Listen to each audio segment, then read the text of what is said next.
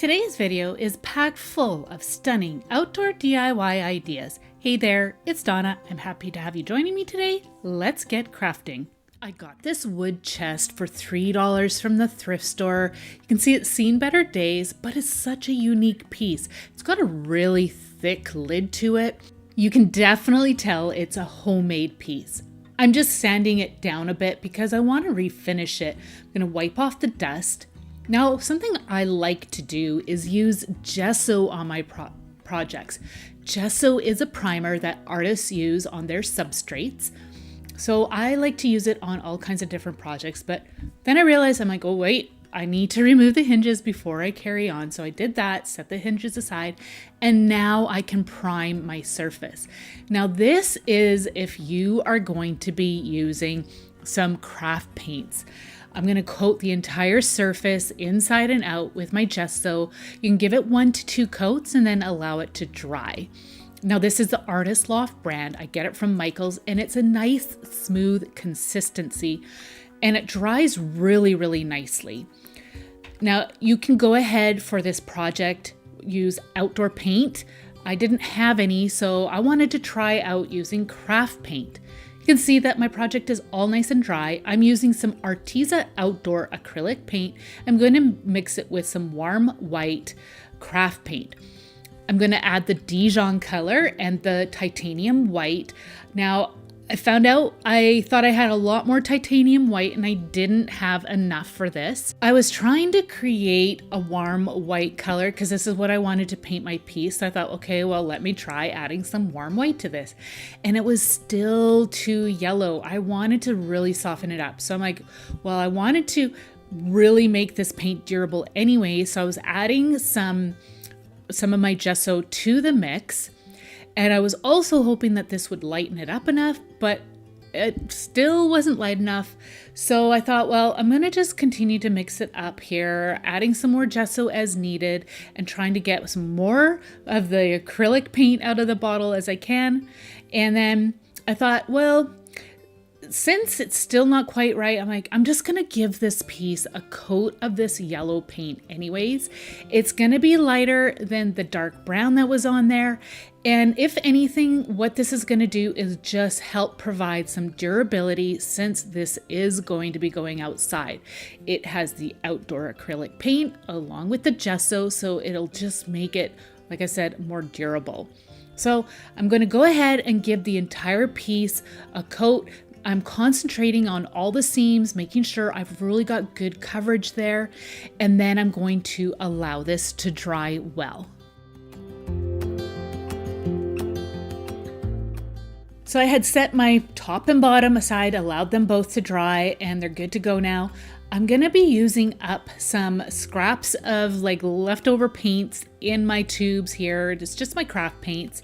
I'm going to mix it with some gesso. I'm on this mission to use up some of my bottles that just have little bits of paint left in them.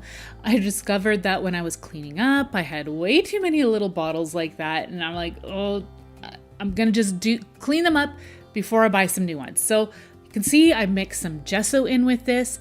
And now I'm going to go ahead and cover up that yellow.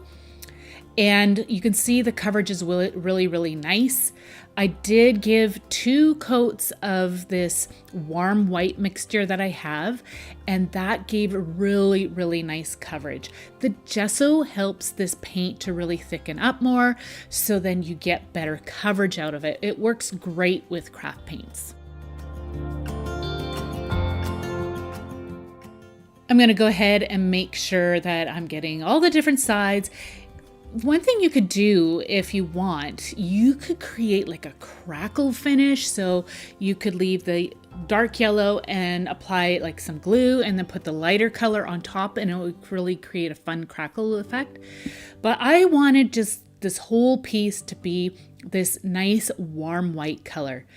I've allowed the 2 coats of the warm white to dry. Now I'm going over top and I'm applying 2 coats of some matte varnish that's put out by Deco Art. The varnish is a permanent varnish. You could use some polyurethane, whatever you want to use. You just want to make sure that this is going to be really durable for the outdoors. So I've allowed the 2 coats of varnish to dry.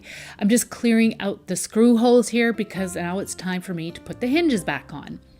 So I'm going to just go ahead and start off with the lid. I found that it was easier to start with the lid, and you want to make sure you put your hinges on properly. I've discovered I had them on upside down. And then I'm just going to go ahead and start to put those back into place.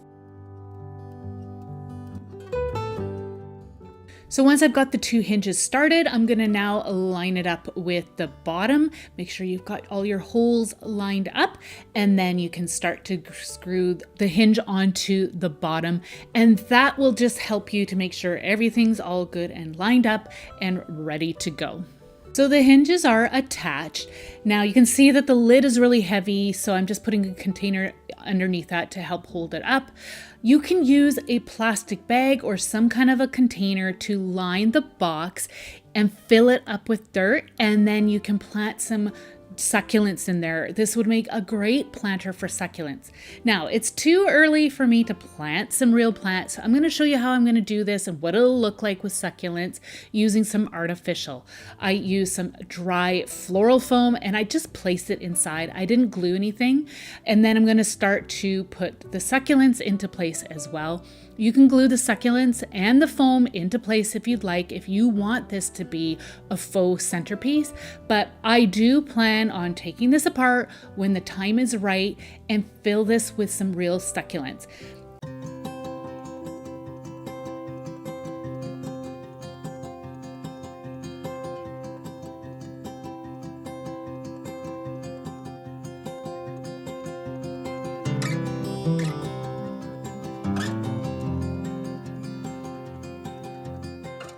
I've filled it up with the succulents, and now I'm going to add some Spanish moss.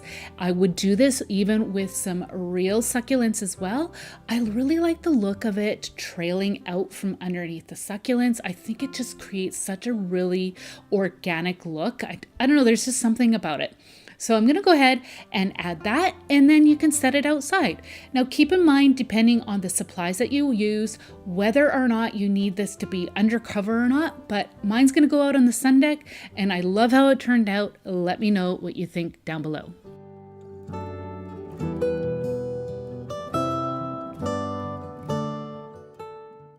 Today's video is a compilation video. I'm going to have all the original videos of all these projects down in a playlist for you in the video description box below. I had bought a plant from Walmart and it came with this pot, and to be honest, I wasn't crazy about the pattern. I wanted to create a nice rustic little pot using this jute cord that I got from Dollarama. Dollarama is a Canadian dollar store, but you can get jute rope anywhere. This is a thicker one. I just had to trim off just the scrappy end. I'm now going to use some hot glue and I'm going to apply it really nice and tight to the bottom edge. I wanted to make sure that it was covering up the white right up down to the bottom edge. You could add some little feet by adding some wood beads to the bottom of this pot if you'd like, but I wanted to keep mine nice and flat at this point in time. That might be something I'll do later on. So I'm just going to continue to glue on the rope. Once I get to the end here, I'm going to angle it up, and then I'm going to continue on adding some rows of the jute twine. It becomes so much easier at this point. The glue is adhering to this pot nicely. I really like that. You could just paint this pot that's got texture on it if you'd like, but like I said, I wasn't too crazy about the pattern, so I wanted to create a new little planter for outside. I think a little succulent would look so cute in this pot.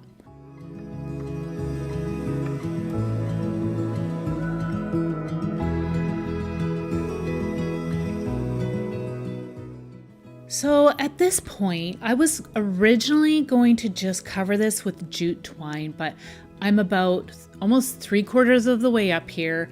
I decided that I wanted to add something different to the top. So I'm just going to trim off the excess at this point and just glue that little bit in. You can see that I trimmed it off on an angle and then I glued it down into place. I decided to use some bark. This is cherry wood. My husband had gathered it. He likes to use cherry wood in his smoker.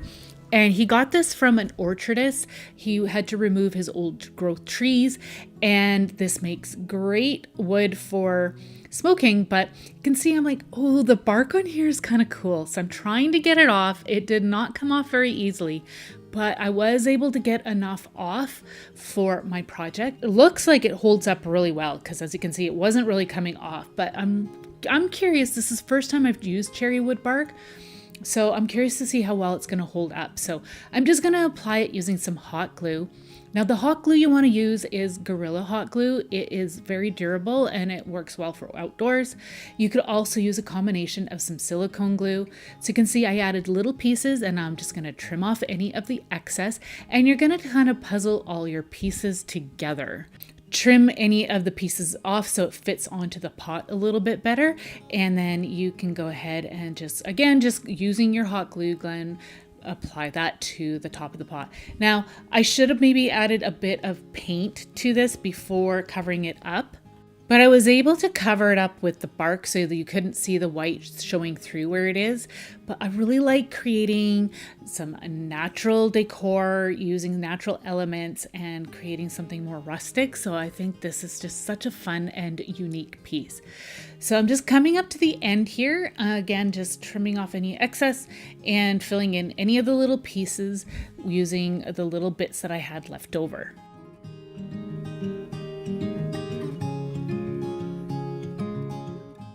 So I'm really loving how this looks, but I don't like the white rim. It just stands out too much. So I'm going to use some Arteza outdoor acrylic paint in brown, and I'm just going to apply that to the rim. Once you have a plant in this, I don't even know if you're going to even be able to see this, but I thought just in case, I'm just going to cover it up, and then I know that it's not going to show. I'm just going to go all the way around the edge, and I'm also going to apply some the inside as well. I went down about 1 centimeter, and then I'm going to set this aside and allow it to dry, and then it's ready to be used. Such a fun and unique piece, and you're definitely not going to see anything like this anywhere else.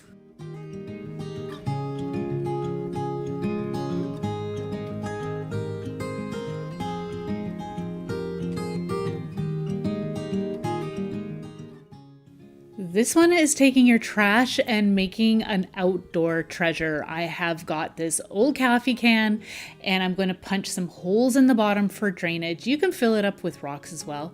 I decided I wanted to cover this one with some birch bark. Just trimming off the bottom so that the end of the birch bark is nice and flat, so it'll fit around our tin and sit properly on a flat surface, cleaning up some of the debris on the inside.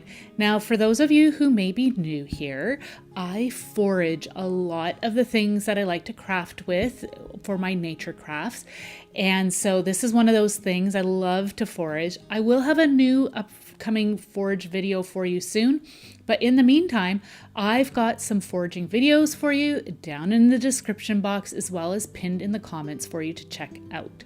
So I cut this tube in half because it didn't fit quite properly. I'm going to be using some Gorilla Glue, but you can use some Gorilla silicone as well for this project. I'm going to just start to wrap the tin with this birch bark, adding some glue here and there, and then just rolling the tin into the birch bark so that there's good adhesion between the bark and the glue. You want to make sure you sit and hold that glue and birch together until it sets, and then you can continue to wrap it. You may need to trim your birch bark down so then it fits a little better. I am going to just trim off my edge here, and I'm going to make sure that the end butts up against the other edge really nicely. If it's not perfect, that's okay, because we're going to be covering up that seam anyways, which I'll show you how to do here in a bit. So I'm just going to go ahead, add a little bit of extra glue here to make sure that seam stays nice and smooth. Now you can see it's not fully covered, so I've got some other scraps that I'm going to use to start puzzling it all together to cover up the tin. If you're concerned about the shininess of the tin showing through your bark, you can definitely paint it first if you'd like. I'm just using, again, just my hot glue to adhere all the pieces. I've got so many nature crafts here on my channel. In fact, I've got compilation video that I had put together for all of you to check out. So that will be linked at the end of this video, as well as pinned in the comment section and the description box. Here you can see that I'm going to cover up the seam. I'm just using some little pieces. I'm also going to use some other random pieces just here and there, just to create more of a rustic and unique look instead of just a flat surface. I think all these little bits just add a lot of unique texture to this planter. So once you're happy with the coverage, you can then take your scissors, just trim off the ends if anything else is hanging over the edge.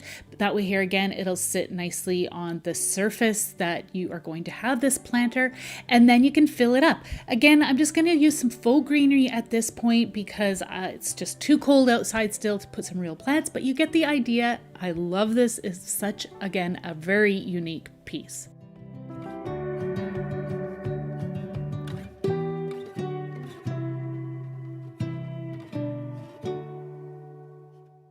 This is such a cool little wooden wheelbarrow, but honestly, I'm not too crazy about the painting on here. It's kind of dated and it doesn't go with anything I've got going on. My mom got it for $6. I'm gonna give this piece a coat of the gesso as well. Again, we want this outside. This one is for sure gonna be undercover, so I don't have to worry about the rain so much, but I still wanted it to be really nice and durable, so I decided to go ahead and use my gesso. You can, of course, use some outdoor household paint if you'd like, but just like my previous little wood project, I wanted to use up some of my supplies. I've had them kicking around for too long and it's time to use them up. So you want to make sure you get every little spot with your gesso to seal it all up. If you're concerned about water getting in between any of those crevices, use some wood sealer to seal all those seams. But I filled in those seams with the white gesso. And like I said, since it's going to be undercover, I didn't have to worry quite as much. But if I had it out in the elements, I would definitely seal this up with some wood sealer. Don't forget to do the underside as well. I'm going to be using a mix of some burnt umber, craft paint, and it wasn't quite dark enough. So what I like to do is add just a touch of some black paint, and then I'll mix those two together and it creates a much darker brown color. Now you can see the gesso is all nice and dry. I'm going to go ahead and apply that really dark, rich brown color over top of the gesso. I'm going to cover almost the entire piece. I did not need to do the inside of this wheelbarrow as well as the direct underside. I'm going to be doing a technique to this, and I won't be doing that technique on the inside since you're not going to see that part. So I'm now going to mix some of my paints together here. I'm using up some more of my craft paints. I've got this leaf green color and I'm going to be mixing it with some of the leftover warm white. And then I will be adding the gesso to this mix as well.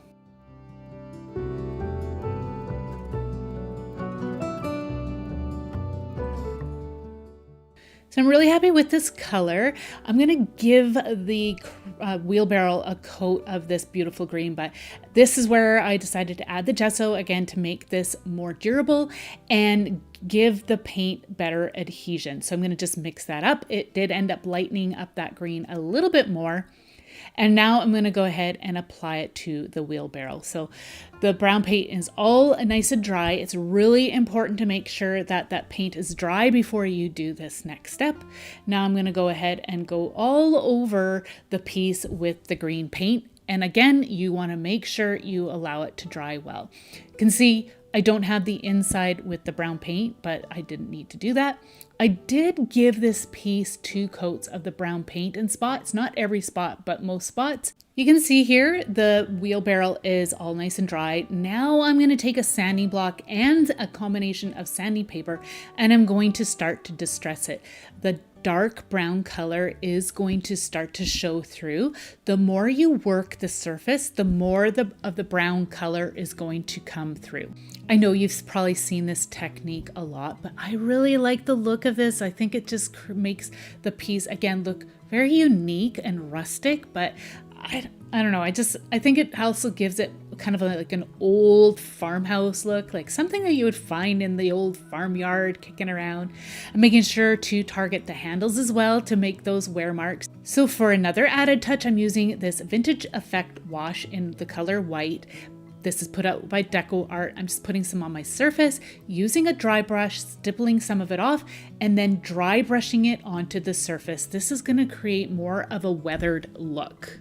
This is actually something I haven't tried with this product before, so I wanted to see how it worked, and I was actually quite pleased. It added just enough color to make it look weathered, but not too much to take away from the green color as well as the sanding technique that I did. You can see that effect right there.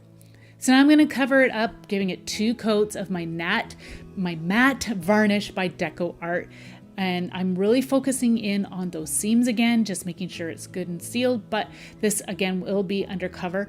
Now I find that when you use varnish, it really helps the aging techniques, the sanding and the color, the dry brushing to really pop. It just really brings those effects to life. So I'm gonna apply those 2 coats of the varnish and then let it dry. Now for another added aging technique, I am going to use some archival ink in the color potting soil, and I'm going to add some of it just to the edge.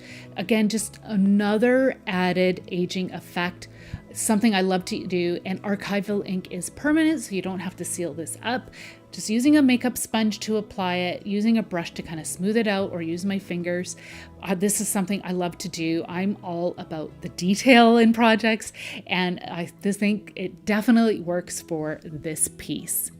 Again, I'm making sure I'm adding some to the handles to make it look like dirty hands have been in the garden working it and left some dirt on those handles, but you can see how good that looks. I think this is such a fun and unique piece. Let me know what you think down below.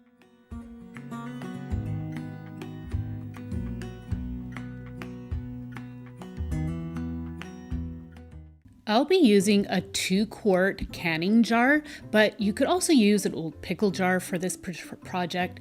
I am choosing to use one that's got a canning ring. So if you're going to use a lid like this, you will need to punch out a hole by just cutting through the metal.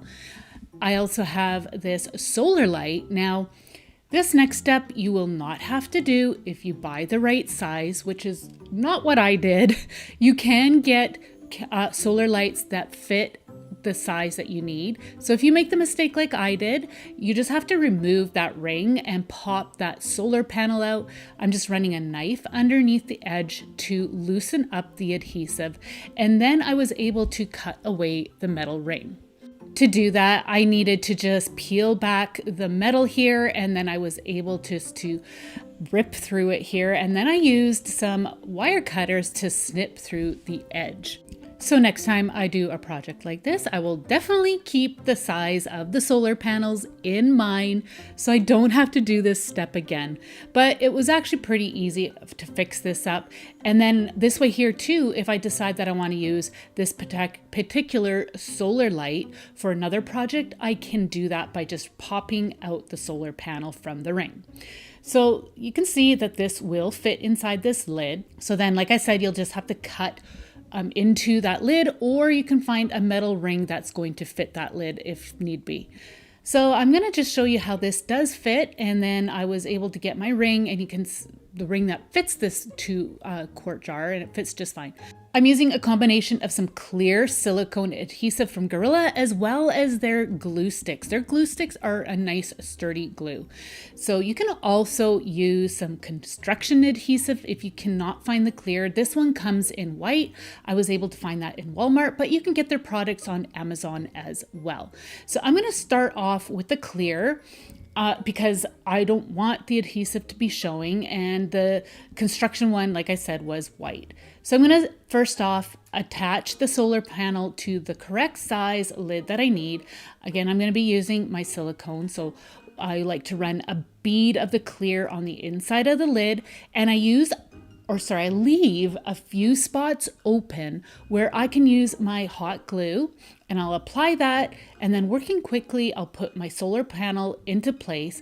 That will create a nice good seal so water doesn't soak in there. If you feel you need to add some extra, go ahead. I'm just adding some weight just to make sure I have good adhesion. I'm using this spray can because it's got a dip in it. I picked up these fairy doors from Dollar Tree. It comes in a pack of 2. I'm also going to be using a wood slice. I wanted to create a little step and I thought the wood slice would work great, but I needed to cut it in half. So I'm just going to measure out the width of my door on the wood slice just so I get a rough size that I need. And then I'm going to use a steel ruler and a knife, and I'm going to score the wood slice. Next, I am going to be using just another knife here just to get a better score mark. And then I'm going to use my snippers and cut, and it just snapped so easily. So now that I got the proper size, I'm just going to show you what my idea was for those 2 pieces.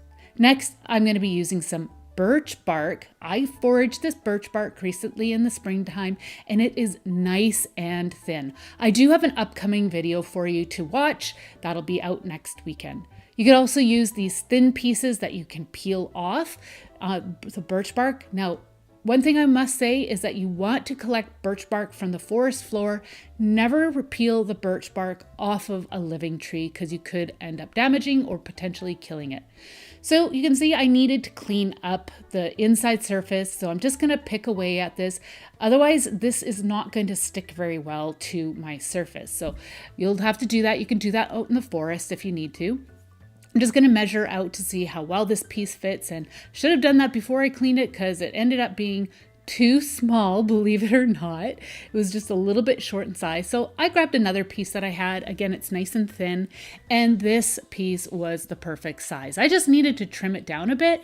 So I'm just making the bottom part nice and flush, or straight. So then when I create a sleeve to go over my jar, it's going to sit nice and flat. So I'm just going to measure here once in a while, and then I'm going to trim down my piece as needed. So you can see I'm just snipping here at the top because I want to form the birch bark up around the top of my jar there without it interfering with the grooves where we're going to be screwing the lid on. So now that I got my piece cut down to size, I also needed just to trim off any extra where the seam will meet.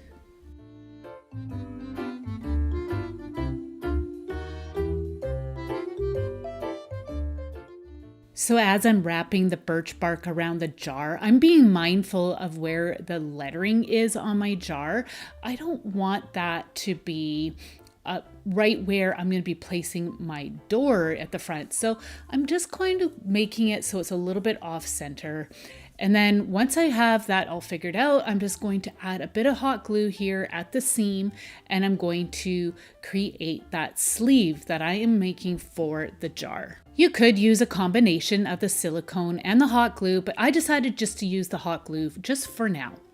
So now I'm just going to figure out again where that lettering was, because I didn't want that to be showing through my little window of my door. I am going to be cutting some of the birch bark away, so I just needed to use a pencil to outline where the window was in my door, and then I'm just going to finish tracing that out.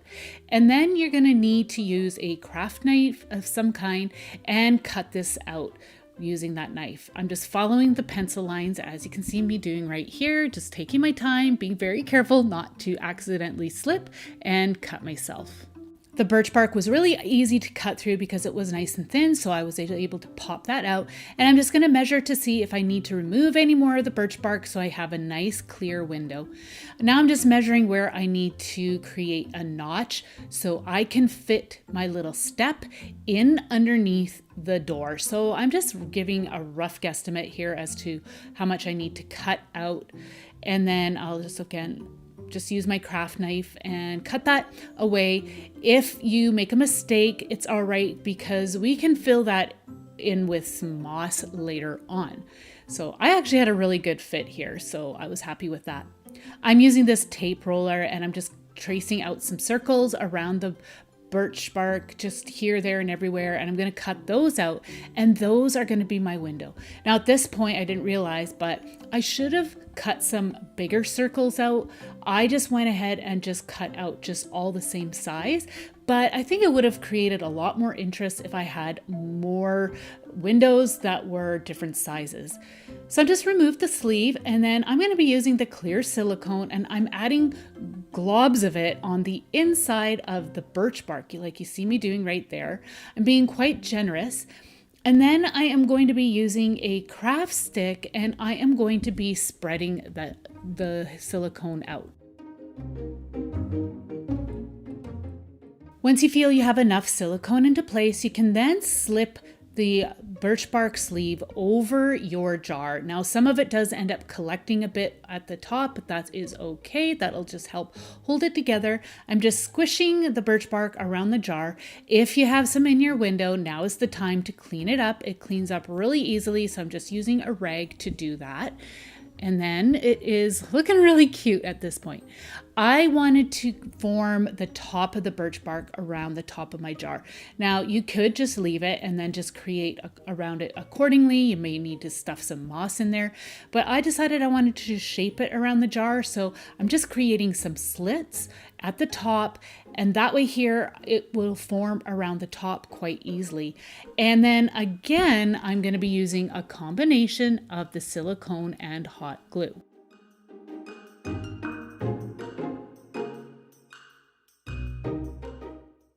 I always start off with adding my silicone first, and then I will add my hot glue and then press things into place and hold until the hot glue sets. If you have a few loose ends, then you could just add again some hot glue to help hold everything into place together. Okay, so now I want to tackle that seam. I don't want that to be showing, so I'm going to be using some small little pieces. This is just the birch bark paper that I peeled off of old logs that had fallen. I'm using, again, a combination of the silicone and the hot glue, and then I'm going to cover up that seam. So this is why I didn't bother adding some silicone underneath here when I added the hot glue onto the seam, because I knew I'd be using silicone for this step. So just to make it look a little bit more balanced, I decided to add some little pieces just here and there just to create a patchy look, just so that seam doesn't stand out so much. Adding these little pieces around the surface here will also just give the whole piece a bit more character as well. Okay, so I like how this is going so far. Now I wanted to tackle those little windows. I'm using this wire that is covered with some brown, I think it's like string or something. I'm not even sure, some kind of a fiber. I picked this up from the dollar store a long time ago. You could see that it was unraveling a little bit, so I added just a touch of hot glue, waited a few seconds, and then smoothed that out to prevent it from fraying any further. This little glue stick is just slightly smaller than the window, so I'm using that as my guide on how big to make my little wire circles, and that's what I am going to use to trim out the windows. Now I have seen some wire that's covered in like jute twine from Dollar Tree, or you can use just some rope or some jute twine and just create a circle around, just to create a frame, around our windows. A combination of some silicone and some hot glue is being used again. I did add a little bit too much of both and it oozed out, but that's okay. I do have a fix for that. But now I decided to add my step, and I should have waited to do this, but I made do, and I just decided to add that in place. And then I'm just adding extra hot glue in there just to help make sure that it stays in place, because it could pop off really easy at this point before the silicone is set, because the silicone takes about 3 hours to set, and then it takes several days to cure. And so I'm just making sure that that is not going to pop off on me. So here is where I'm like, okay, I can see that silicone and that hot glue. So I'm using some clear Aleene's tacky glue, and I'm going to just add a little bit around the outside of the window. And then I am going to be using some preserved reindeer moss, and I'm going to press that into place using a craft stick. Now, I've never used the Aleene's tacky clear glue outdoors, so I don't know how well it's going to hold up. This is an experiment for me, but I knew that this paste was not going to be right out in the direct elements, so I figure it was worth a try. And just to keep in mind too, this moss is dyed, so if it's going to be exposed to water, it's going to run dye. So I'm using another moss. This has been dyed as well.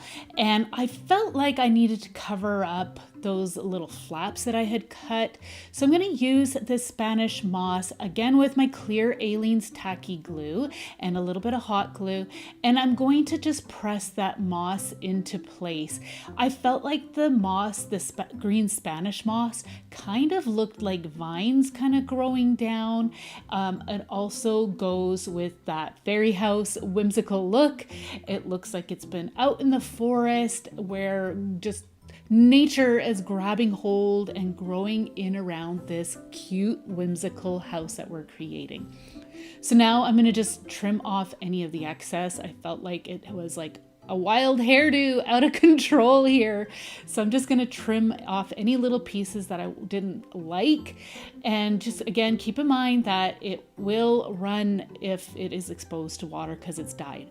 I had a little bit of excess glue here on my steps. I'm just cutting that away because I needed my door to go into place now. And this was preventing my door from sitting flush up against the birch bark.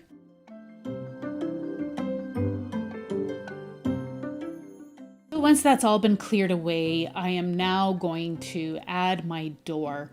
I'm being quite generous with the silicone here as well as the hot glue because I want to make sure that door stays in place. You want to make sure you hold your door in place until the hot glue sets. So you can see that there's some gaps around the door on the sides. So I'm like, what can I do here? I was going to trim it out with some branches, but I'm like, this isn't quite enough. So what I decided to do was stuff the edges with some green moss. I'm just using an overly generous amount of Aleene's glue here. I added way too much, and when I pressed the moss down in there and set it up, it ended up pouring out the bottom. So don't add too much like I did, but you can see I added the moss, and then I am using a craft stick just to press it down into place, and that helps to create a bit more finished look. Now I am going to go ahead and add some branches. These are branches that I forage. I have plenty of foraging videos for you, so I will have those linked down in the description box as well as pinned in the comment section if you are wanting to know how to go out and forage for your own nature crafts. So again, using hot glue and some Aleene's glue, I put that into place, or you can use your silicone glue. Now I'm going to add the solar light here because you can see it's looking like a jar still. I needed to create a roof. I'm using a wide mouth mason jar ring here, and that is going to just be my base for my roof. I created some shingles out of some thicker birch bark pieces. You could use a cone shape like this, or you could also create a cone shape by using these Dollar Tree craft mats. That was a suggestion by my daughter, and I thought that was a great idea. But I had already started to work on using the canning lid, so that's what I went with. It created more of a flat rooftop. So again, I'm going to be using my silicone adhesive, but this time I switched out to my construction adhesive. You can see it goes on white. It's not going to dry clear, but it's not going to be seen, so I was okay with this. I was just running out of my clear silicone gel, and I knew that I needed it for one more step and I didn't want to use it all up. If you ever have some excess, just use a rag to clean that up before it sets. So I just pressed my little shingle into place. All I did was use some junky scissors and cut them.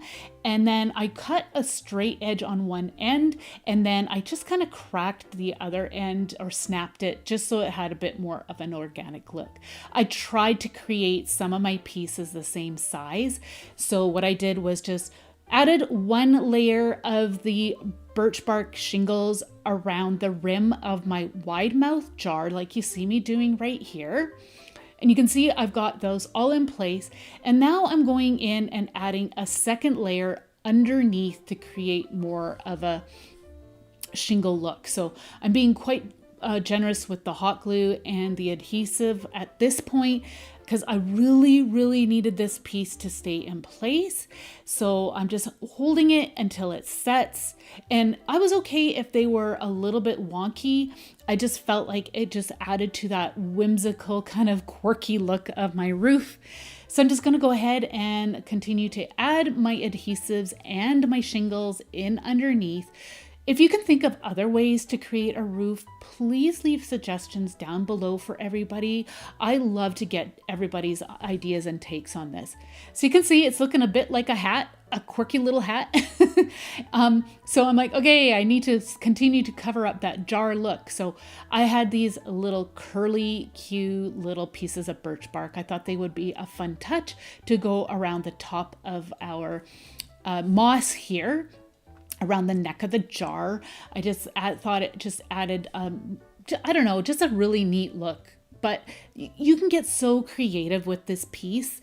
I know I've seen some houses where people will use like some like branches coming out or what have you, like figurines, but you can see how fun that's looking. Now I needed to camouflage the lid. So again, I'm using my trusty Aleene's tacky glue here. I sure hope this works outdoors. I think it will. Aleene's glues are pretty good. And again, I'm using my hot glue. If you use a combination of like a silicone adhesive or a construction adhesive along with your hot glue, it should hold up in the heat of summer. I live in a hot area and I have used a combination of this Gorilla Silicone along with the hot glue, and my pieces have held together quite well. So if that's a concern for you, just keep in mind, please use a good construction adhesive. So I filled in the moss and you can see how much better that looks. It's hiding the canning jar lid quite well. Now I wanted to create kind of a mossy roof look. So I am just going to go ahead and add some moss around the top here. I needed to just kind of camouflage the canning jar lid around the top because you could still see it quite a bit. And I also just thought it would add to that whimsical nature look that I'm going for. This time I'm also adding in a little bit of my Spanish moss because then again, I thought it looked like vines growing down off of the roof. I'm adding just a little bit more glue here, coming down the shingles, and I'm going to add some moss and sprinkle in some of that Spanish moss, and that will create a really interesting and organic look. I also wanted to mention that the roof is not adhered to the top because I needed access to the battery pack and the switch of my solar panel. So I'm going to set my roof aside and I'm going to work on the front here. I wanted to put some moss down around at the base of this. It'll look a bit like shrubs growing around, and again, some vines that are kind of growing in around our little whimsical house. So I'm going to add some of the Aleene's glue and again the hot glue and press the assortment of mosses in around the house at the base.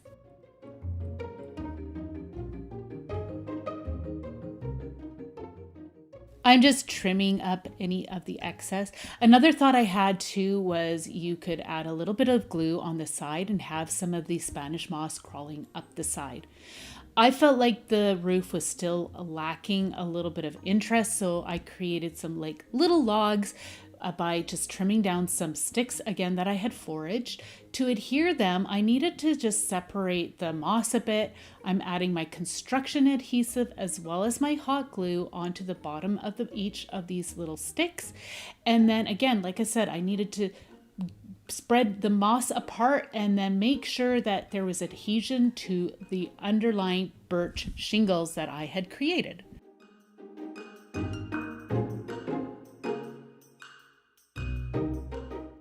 I'm going to put my roof into place now, and when I did that, I discovered that the underlying jar was still showing a bit, so I'm just painting on some of my clear silicone adhesive, and then I'm going to press a little bit of the moss into that glue. Now, as far as if you're concerned about your roof blowing off, then you could definitely tack it down. But I was struggling with the fact that I couldn't access unscrewing the jar. Whereas here, when I could remove my lid, I could do that quite easily. So now I'm just going to remove the battery tab, and you want to either turn your solar light on, and then you're going to also unwind the fairy lights and just place them down into the jar, and then you can put that back into place. You want to make sure that it gets well charged, so you want to put it in a well lit place, but I am going to be putting mine under cover so it's not exposed to like the extreme elements like the heavy rains or anything, but it's still getting lots of light. Just melting down the glue strings, and then that's it. It's ready to use in your beautiful garden. It's such a fun and whimsical piece. I am so happy with how it turned out. Let me know what you think down below.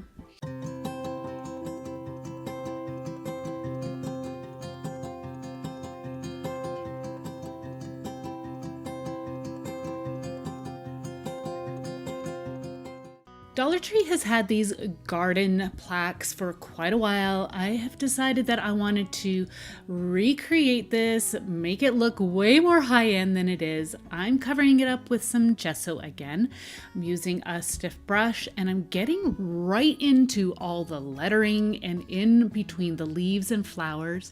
I did have to give it 2 coats because you can see that the color is still showing through quite a bit, and I didn't want that to come through on my next layer. So I'm going to give it 2 coats, allow it to dry well. Now I'm going to go over it with some leaf green craft paint. You can see the color still coming through a bit, but once I've got the craft paint on, you're not even going to see that color any longer. So I'm going to go over it. Again, I wanted to use craft paint because it goes on thinner and it's not going to clog up all the texture on the garden plaque. And then I am going to be giving it 2 coats of the paint, and I'm allowing it to dry really well in between. I'm going in now and I'm going to add my 2nd coat of the craft paint. You can see it really makes a difference. It was looking quite mottled looking before, and I didn't really want that to look. So here, both layers are dry. I'm going to go over it with some white vintage wash, again from Deco Art. And how you use this is you apply it with a paintbrush. I'm really making sure I'm adding it right into the lettering. And then you're going to take a rag and wipe off the excess. It creates a really cool whitewashed look. And if you get it right into that lettering, it really, really pops. I really like this look. I think it looks so pretty and fresh for spring. So I'm going to go ahead and work in around the butterfly and the flowers, really making sure I get all right into all that texture, and then take my rag and wipe off the excess.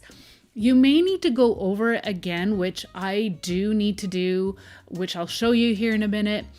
Right here, I'm going over the lettering again, and I'm stippling it right in there, and then I'm being careful not to lift too much of it off, just enough so you can see just the lettering, because I really wanted those words to stand out. So I'm going to go ahead and work on that, and then I'll show you what it looks like here in a minute.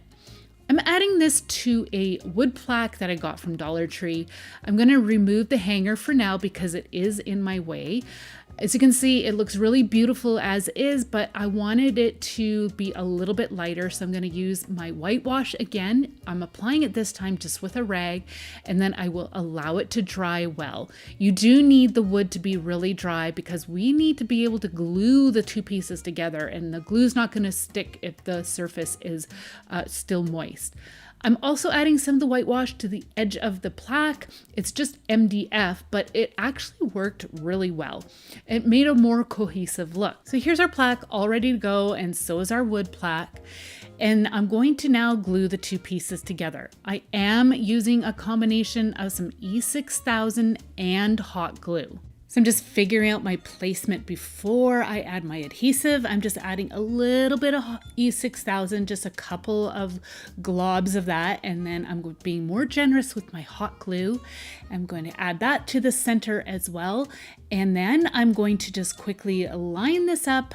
And then I'm going to press down on it because I want to make sure that the E6000 and the plaque and the wood are all stuck together.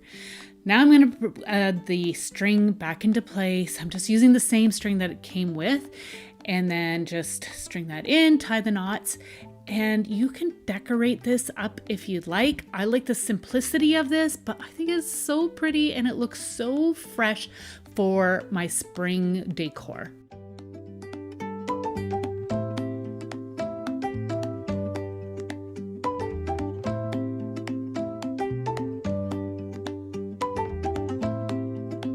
I got this hummingbird feeder from Dollar Tree. You'll have to check out your store to see if they still have them. There are other options such as these ones that I found on Amazon.ca as well as .com. You want to have one that's got a nice vessel. You do not want to use this traditional style. You want to use one that can be taken apart where there's not the large vessel on the top. This one has that, so I'm going to remove it. I only need the bottom portion. Now, as you can see, there is a hole on the top of mine, so I am going to have to plug that off. But you can see how this one's removable, so you can clean it really well. And this hole, I'm going to plug it off using a water bottle cap. You want to just find something that can plug that off so the wasps don't get in. Okay, so I'm going to wash this up. I want to just use some soap, just a little bit, and I'm just going to give this a good cleaning, and I'm going to rinse this off really, really well. I'm also going to be using some white vinegar to clean this up as well. Now this is optional. I decided that I was going to just use some of the vinegar just to rinse off any of the soap residue that may be behind. This again is just optional. I'm going to give that a really, really good rinse, and I'm going to just set this aside and allow it to dry. Now for my sugar and water solution. I'm adding 2 cups of filtered water. Again, my water is hard and there's chlorine in it, and I wanted that to be removed. I'm just going to put that into my pot along with half a cup of sugar, and I'm going to be bringing that to a boil. You can see it does take a little while to dissolve, but once it gets warmed up, you can see how nicely the sugar is all dissolving. You want to make sure you use white sugar. It is very important. I've got links down below in the description box as well as pinned at the top of the comment feed to show you all the websites that recommend this solution. So now have allowed it to cool down, and I'm going to fill up my vessel, and we're going to take it outside and have so much fun. I cannot wait for you all to see the action. So this is my daughter. You can see she's all bundled up and she is holding so still, and she's cupped the hummingbird feeder in her hands. Now watch and listen.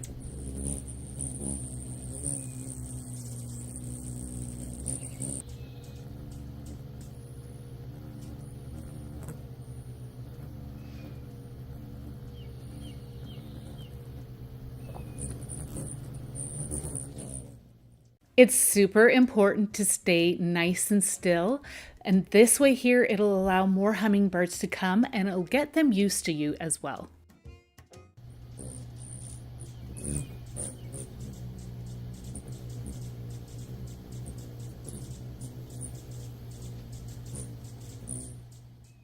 Now there are some pre-made handheld hummingbird feeders out there, but This one is so fun because there's multiple flowers to attract multiple hummingbirds.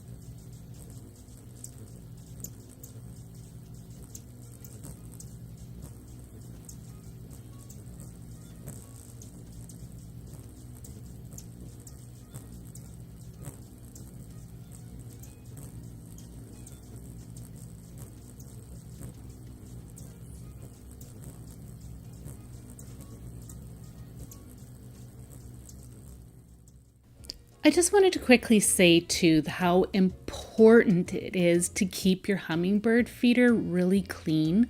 We clean ours on a regular basis. Apparently there is a mold or fungus that can grow in the liquid and it can make the hummingbirds really sick. So we clean ours regularly.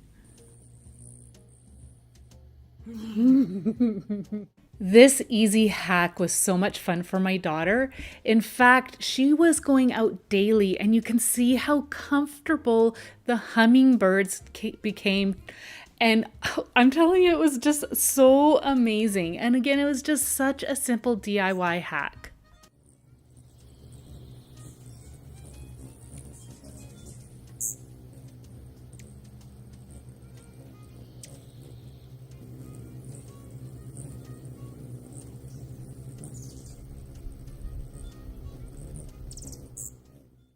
These next few DIYs are meant to get us outside into nature. They are not to be used outside. I wanted to include them because the outside is a big part of these craft creations. For this project, you're going to need some air dry clay. I'm using the CreArtive brand, but use whichever brand you like. I have heard some mixed reviews about this product, so we shall see how it goes. I grabbed some dowels, but I don't end up using it. I got a craft mat and a flat board because my surface is very lumpy and bumpy. It's like old barnwood, so I'm also using a piece of some plastic wrap, a bowl, and a rolling pin. I'm going to just take a piece of my air dry clay here, and I'd found it did have a little odor to it, but it did end up dissipating. I'm going to just cover that up and set it aside for now. I'm going to just soften this up and make it more pliable and workable. You could add water to this if you need to make it a little bit softer, but I found that mine actually was just fine as is. I do encourage you to go and look at some reviews for this product to see if it's something that you would like to use.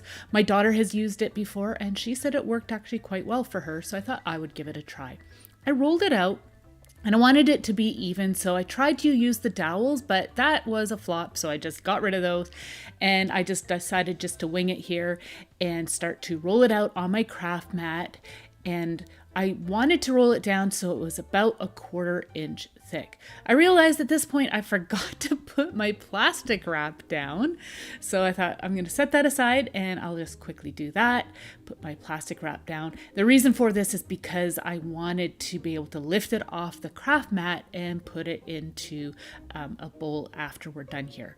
So I've got it all rolled out. I'm going to use a knife around my bowl. As you saw me do here, I put my bowl down on the air dry clay. I'd say this is probably about 4 inches in diameter, just trimming off the excess, and I pressed down a little too hard so the clay ended up being stuck in the bowl, but I just worked that out. Put it back onto the plastic here, and I wanted to smooth out some of the imperfections. I didn't get them all out, but that's okay because I've got a fix for that. Smoothing out my plastic wrap here, and I'm going to spray some water on here and just use my finger to help smooth out some of those imperfections. Placed it back onto my plastic wrap, and I'm going to take my finger in some water here that I'm just spritzing on the mat and smoothing out the edges again to get rid of some of those imperfections. that just helps lessen the work after it dries. So I'm just going to continue to work on this and then we'll come back to this.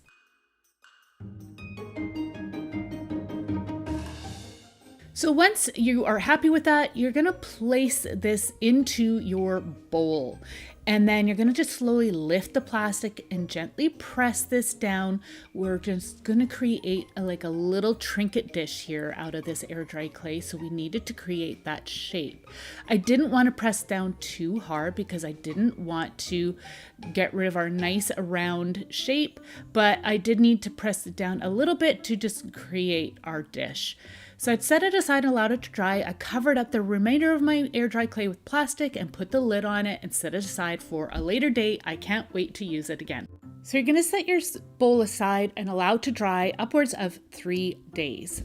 I went outside and gathered up some flowers and some leaves. Feel free to go for a nature walk and collect whatever you would like. We are going to be pressing all of these flowers and leaves. For this technique, you need some copy paper, paper towel, and a heavy flat dish. We are actually going to be microwaving these flowers and leaves. I'm trying a selection of corydalis, some lady's mantle leaves and flowers, some violets. I also got some ivy. Here are the lady's mantle leaves. I tried some daisies, some ferns. I even gathered up some lavender. Again, just tried different things. You want to experiment. I've never done this before, so I'm not sure how this is all going to turn out. So let's have some fun with it. I'm gonna fold one copy paper in half, and then you can see my paper towel already folds in half, so that works perfectly. I'm going to use 2 sheets here of my paper towel. Well, actually, I guess 4 sheets when you look at it, but I'm going to fold it in half and create a little pamphlet. And then I'm going to unfold it and start to layer in some of my greenery and flowers. I'm going to start off with my ivy here and pressing it down just to flatten it out a bit. Remove any of the stems and excess that you do not want flattened with your flowers or leaves. I decided to trim off the stems of the violets. I just felt it made it easier to lay this down and press it into the paper and paper towel. So I'm going to put that in there, fold it all up, and you will be placing this dish on top. So you can see I'm just opening up my microwave and placing the paper towel and such inside with the dish. And then you want to set it accordingly. I always started off with 1.5 minutes and then adjusted it as I went along, did more time. You do want to be careful here. The dish will be hot, just to warn you. So surprisingly, the violet still needed some time, but the ivy, it was dry in 1.5 minutes. Some of the bigger and thicker pieces did need a bit more time, but that's where you just need to play around and experiment. As I said, I've never done this before, but I was quite impressed. So I'm just going to continue on with my time because my pansies did need a bit more time in one of the ivy leaves. I'm just going to test it out again and then see how everything turned out. And that actually worked really well. And I was amazed at how well the color stayed in place as well. So as I was looking at these more closely, I discovered that the pattern from the paper towel imprinted onto my flowers and my leaves. So if you can find some paper towel that doesn't have too much of a pattern, that would definitely work better. So I tried some daisies and lavender. The time is set here, and they dried really well. They did take longer because they had more moisture content in them. I decided to add more copy paper and some more paper towel to help absorb more of that moisture that was in the flowers. And I discovered too how much aroma was given off from the lavender too. It's actually really, really nice. So some were saying when I checked into this and was researching it that white flowers don't dry very well this way, but the daisies actually dried really, really well. Now the lady's mantle was a complete fail. Unless you're okay with this color for fall, maybe you could use it, but I didn't really like it. The fern leaves did really, really well. I was really happy with that. And they naturally press really well too. The corydalis did really well. The leaves flattened out beautifully. So here's all our leaves and flowers pressed. I'm going to set them aside for now as we are going to be now getting a piece of watercolor prepped. So this is watercolor paper. I wanted to create a wash look on the background of this watercolor paper. I needed to prep the surface of the paper by coating it with some water. That helps to open up the pores of the paper so the color gets soaked into the paper really nicely and creates a really beautiful wash look. I'm just going to play around and mix with my colors. I'm mixing up some different greens and then some yellows. I just wanted to create a beautiful earthy background here, but I also wanted to retain that bright, vibrant look that summer has. So I just, played around with the colors. I am not a professional watercolor artist by no means. This was just something fun for me to do, play around. It's been a technique that I've been wanting to try for a while. So if there's any of you who do watercolor and you're cringing right now by my techniques, I am sorry, but I was just having fun. I love this. So I added color for the first layer and it wasn't bright enough for me. So I'm like, I'm going back in with more color. I sprayed it lightly and I went in and added some more saturated green here. And again, I just played around. I blotched the paint all over and then started to move it around on the paper, adding more of my paint water because you can see how green that paint water is. Added some more yellow, spritzed the paper some more, and just tilted my paper back and forth to move all that color to create that washed look. I did spread the paint out more with my paint brushes here, but you can see how pretty it is. If you find it pools, any of the color pools up, you can take a rag and soak it up, but you can see how well that turned out. I allowed it to dry well. You can spritz some water on the back to flatten it out a bit if you need to, but I didn't bother because I'm going to be gluing my paper down. I've got this beautiful thrifted brass frame. I thought it would be really fun to create a unique art piece using this and the watercolor paper. I was deciding which section I wanted to cut out. I went with this one. I'm using the cardboard backing to cut out so I have the exact size that I need to fit inside my frame. I'm just going to use my paper cutter here to trim it out so I got a really nice straight edge, but feel free to use scissors if you'd like.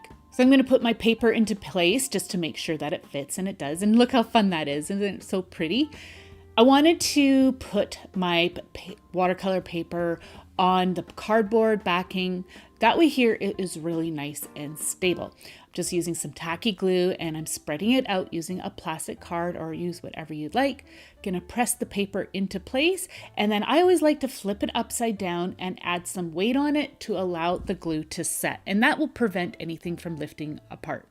The glue is all set, so we can put the watercolor and cardboard into place. You want to press it in. You can see how pretty that looks.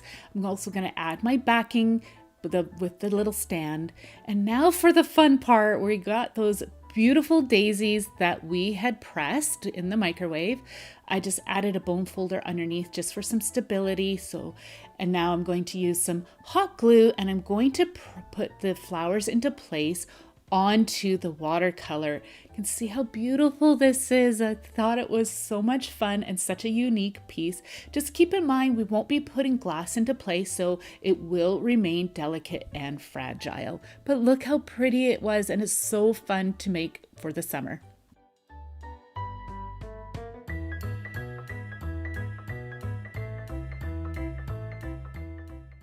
I went back outside in my garden and gathered up some ferns and some grasses for this project. You can see how pretty and fresh they are. I'm using some mixed media paper for this one and some homemade alcohol spray.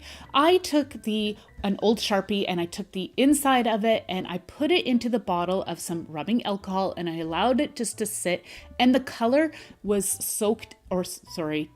it was transferred into the rubbing alcohol. So I'm going to use that as my ink. I'm going to lay out my ferns onto my mixed media paper, and then I'm going to just create a design that I am happy with here.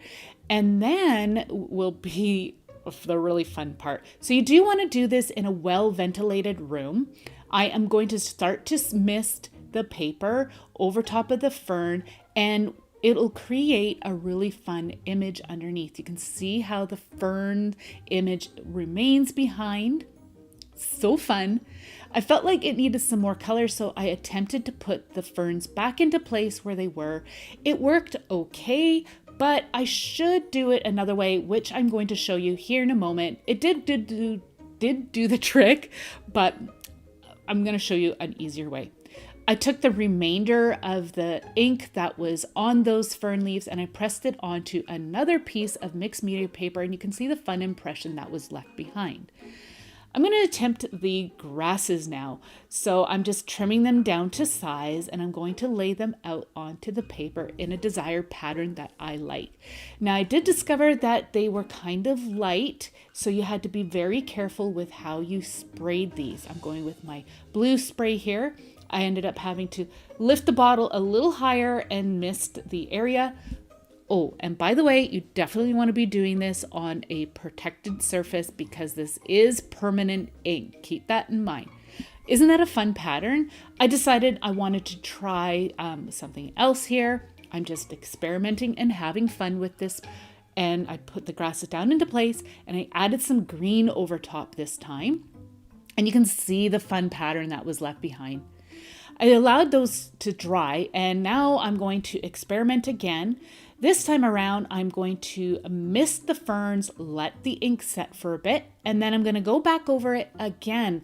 I did not lift any of the ferns out of place. I left them in place while the ink was drying. And then I'm going over it one last time, just in a few spots, just to create some variation. And I have to say, it actually worked really well. Some of the ink did get up underneath because I wasn't being careful enough. So just keep that in mind. I'm adding the ink onto another piece off of the ferns, just stamping it into place and creating a fun pattern. Now let's use those papers. I'm using the one that we had for the grass, and I'm using the lavender that we pressed in the microwave. I'm going to just create a fun, beautiful pattern. I thought it would be really neat with that grassy pattern in the background of our paper. So another tip too, to clean your work surface, you'll just need some more rubbing alcohol and a rag to clean up that permanent ink that was left behind. All right, so once you've got the lavender in place, I didn't realize that my paper wasn't to size. I thought it was gonna fit. So I ended up having to take my lavender off and then I traced around my glass to create the right size that I need for my paper insert here. So I'm just gonna trim it down to size using my paper cutter and now it will fit. I just tested it out. If you find that it doesn't fit, then you just need to take your scissors and just trim off any excess as needed. I actually didn't quite have it just right, so I just trimmed some of that off. Okay, so now I'm going to be putting the lavender back into place. You can see the pattern I'm just making here, and you can glue everything down, but I decided not to, just in case I wanted to take this apart at a later date and create something else. So I put the glass in place now and layered everything up. I am putting the glass and whatnot into the frame face up, and then I flipped it over and put the little brackets into place, and there we go. We've got a beautiful summer art piece again. This would make a beautiful gift and such a unique piece.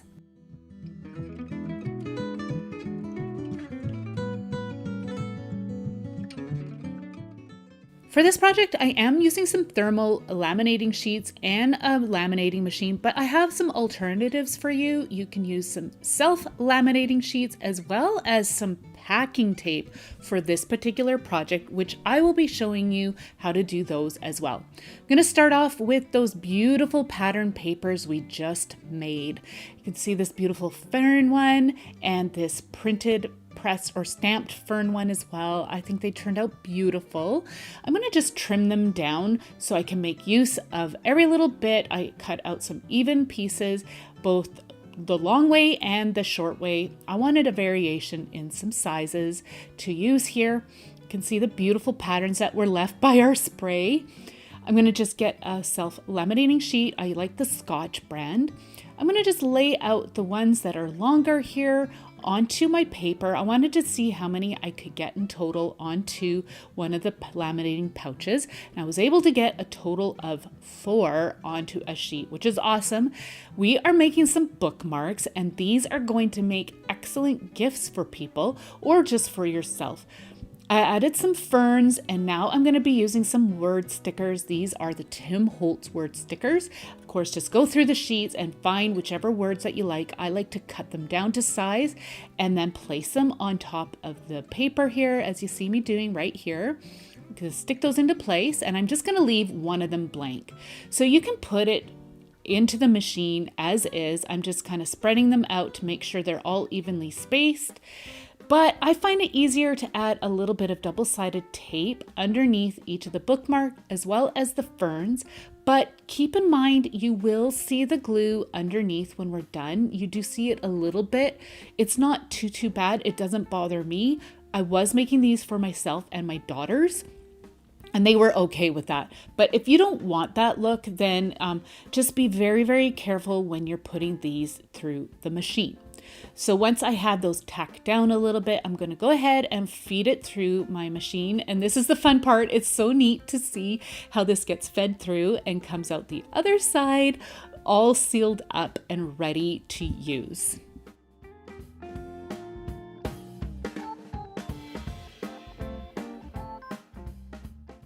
So I'm going to set those aside for now. I'm going to show you how to use these self-laminating sheets. I picked this one up from Dollar Tree, and I was able to get 2 of the shorter versions onto one sheet.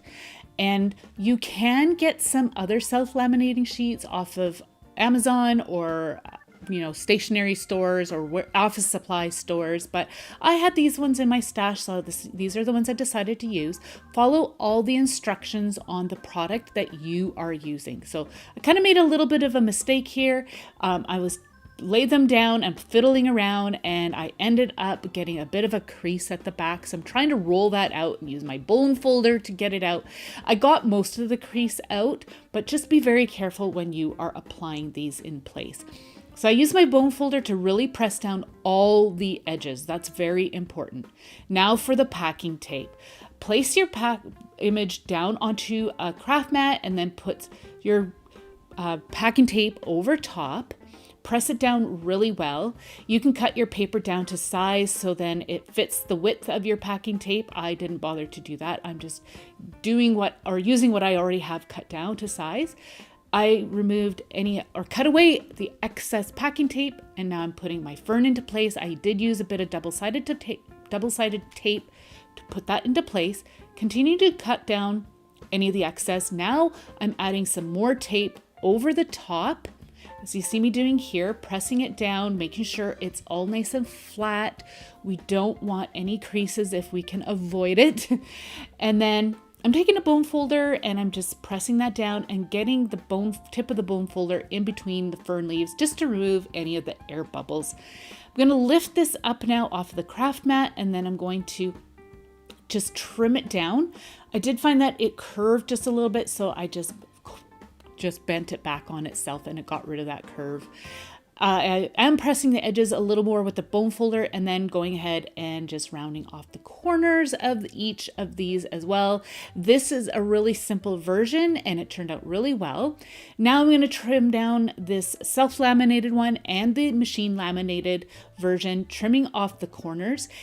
If you laid everything out perfectly, you should have enough space in between each one so that there's adhesion of the laminating sheet all the way around. That's very important so that the contents don't fall out and the paper doesn't fall apart or anything like that. So once everything is trimmed up the way you like, I decided to try my big crocodile here. It's got an eyelet setter, but I haven't used it before. And I had these little eyelets. I'm like, okay, I want to try this out. I don't think I was using this properly, but I punched a hole and then I was trying to use the eyelet setting.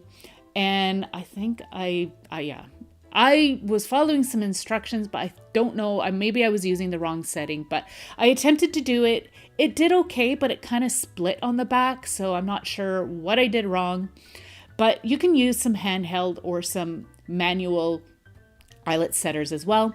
I decided to do a few just with a basic hole punch, and I decided to leave one just plain. So I'm going to add some trim to some of these. I thought it would be a nice way to use up some of the scrap trims that we have in our stash. And like I said, these will make great little gifts. I am going to be giving some of these to my daughters as well as using some for myself. I like to add these to my journals. I think it's just a fun little artistic touch, but you can see how beautiful these turned out, and they again would make a great gift for anybody. So I still had a scrap piece of my decorative paper here, so I thought I would just show you a quick way to make a piece of art. I had this frame in my stash from IKEA from years ago. Their frames are so inexpensive and a great way to just create a quick little piece of art. So I'm just taking the glass and trimming it down to size. I used the glass as my template and just marked out where I need to make my cuts. And then you just want to put the paper into place, put all the pieces back together, and then that's it. This would make a great little inspirational piece. You could add some words to it. You can even add some fern to the front if you like. I wanted to keep this one just nice and simple. And then that way here I can change it up. You could add just a small little image on the inside and use that paper as just a beautiful background. It turned out so nice and was so easy to put together.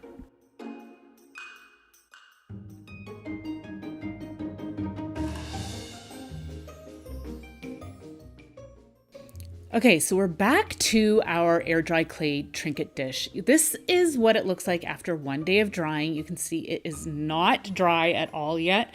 It has set up though. I needed to allow this to dry further. On the packaging, it did say that it could take 3 days. So this was after 2 days here. It's still not ready, but I removed it from the plastic, and occasionally I put it on a vent to allow it to dry faster, and it worked. It is looking great now. So you can see that there were some imperfections on it. So I'm using some very fine grit sandpaper, and I'm going to just tear off a piece, and I'm going to just sand down any of those imperfections. This worked really, really well. I did the back side because some of the plastic left a little bit of an impression on the back, but using the sandpaper worked so good to get rid of them.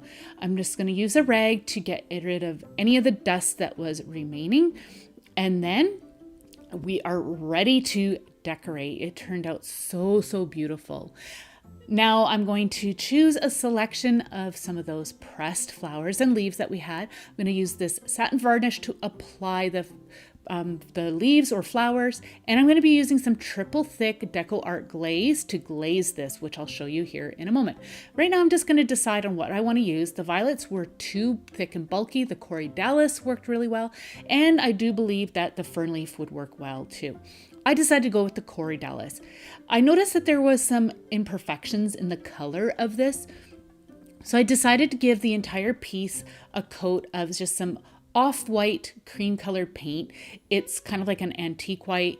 It was perfect for this. It just looked like ceramic or some clay that we had baked. So it turned out really well. I just did 1 to 2 coats and then allowed it to dry well. Okay, so now I'm going to add my microwave pressed Corydalis. I'm using some satin varnish from Deco Art to adhere it to the surface.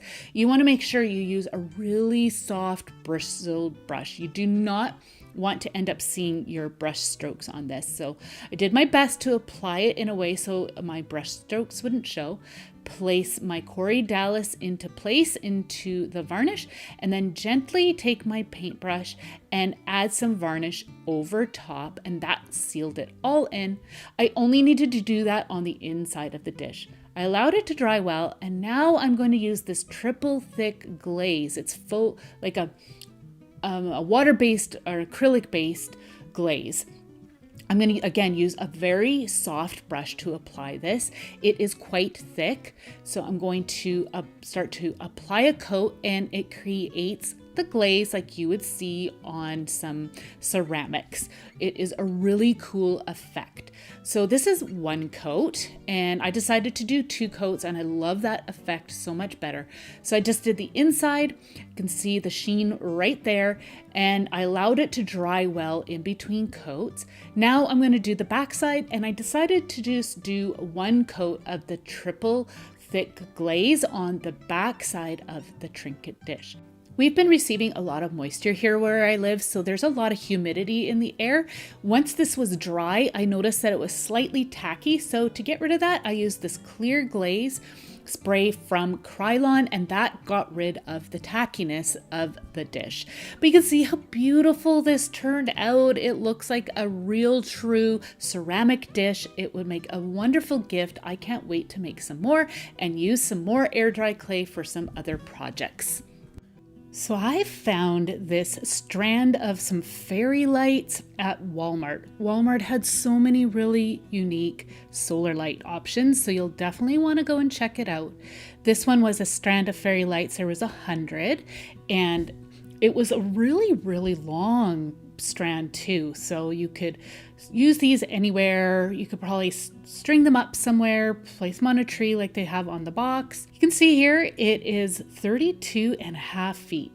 I have these 2 tomato cages that I put together. It's from a project several years ago, and I thought it would be perfect to use in today's project. So you can see how I've got 2 of them put together. I've got them offset so that there's good support all around. I use hot glue and some wire to put it together at the top. So I've got it sitting in a pot, and now before I carry on, I'm going to first string the lights onto the tomato cages. So I will admit I probably would have had an easier time if I had another set of hands. So if you've got another set of hands, then I would suggest doing that, because it did get a little awkward for me. But I decided to do this one on my front porch. And what I did was just wrap them around. They are wired, so it made it really easy to apply. I did need to anchor them into place occasionally, and I'll show you that here in a moment.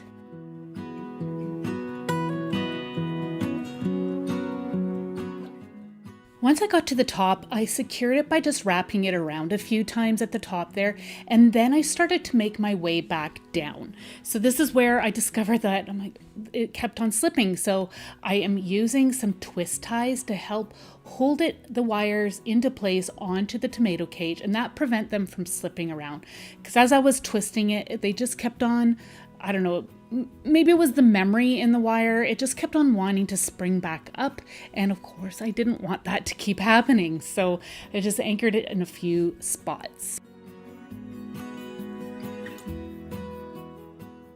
Once you have them in place, you can just kind of move them around a bit if you need to, just so they're a little bit more even. Now it is still too early for me to plant real plants outside, so I'm just going to show you what this can look like with artificial.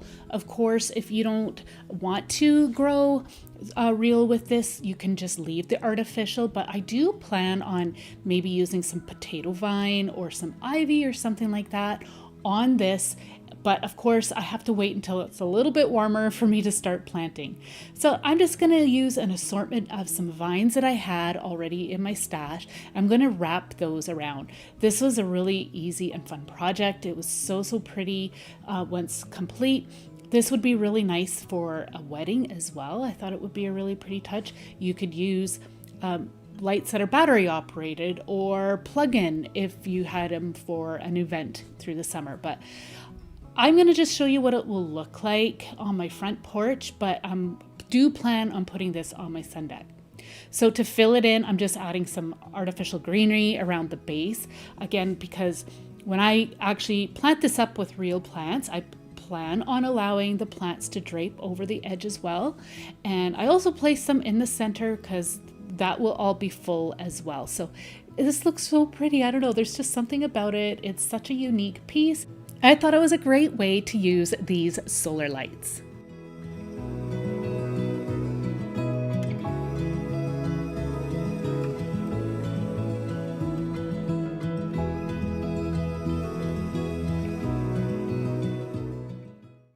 Okay, this is going to be a fun one. I got this jar from Dollar Tree, and I thought it would be really cool to create a glowing globe over top of this disc solar light that I picked up from Walmart. You can see how when I flip it upside down, it fits over that solar disc perfectly.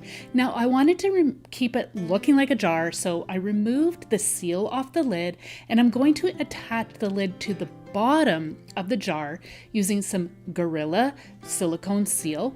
And I'm also going to use just a few dabs of some hot glue just to give me that instant hold, but majority of it is going to be held together by the Gorilla sealant. So now I'll add just a few dabs of the hot glue, and then you need to work quite quickly because it'll set up really fast. I'm going to place that onto the bottom of the jar, and then you need to let that cure. You can smooth out the sealant around the jar lid as well. Once it's all set up, you can then decorate it a little bit here. I'm just going to use some jute. I wanted to just hide that silicone because it did show a little bit. So the twine worked perfectly for that. Wrapped it around a few times, and then I'm just going to tie it off with a simple knot.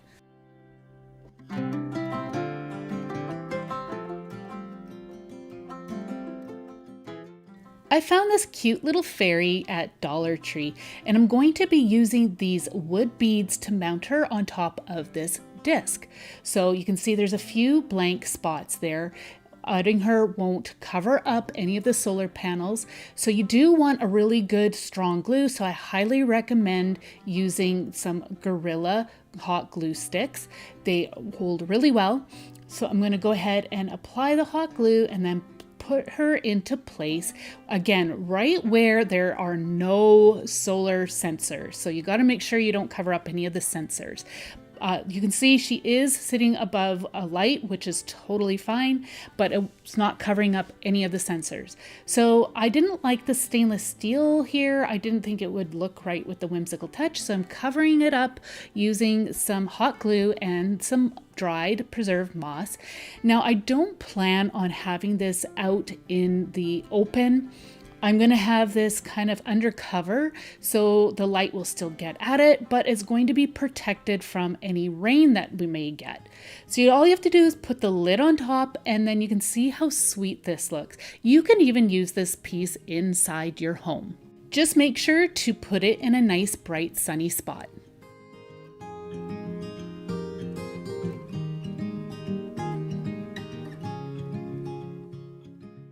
I picked up this Spotlight solar light from Dollar Tree last year. I'm not sure if they still carry these or not, so if they do, please let me know down in the comments section, just removing their label. So I wanted to cover it up because I don't like the plastic. So I'm going to cover this up with some sheets of moss. So this moss is backed onto some green burlap. I'm just going to use some scraps that I had left over from a project. You want to make sure that you cut out some notches so that you don't cover up the solar panel. And then I'm just going to again use some hot glue. I do recommend the Gorilla hot glue, and you're going to put this into place. Another option would again be to use a combination of the silicone as well as the hot glue together.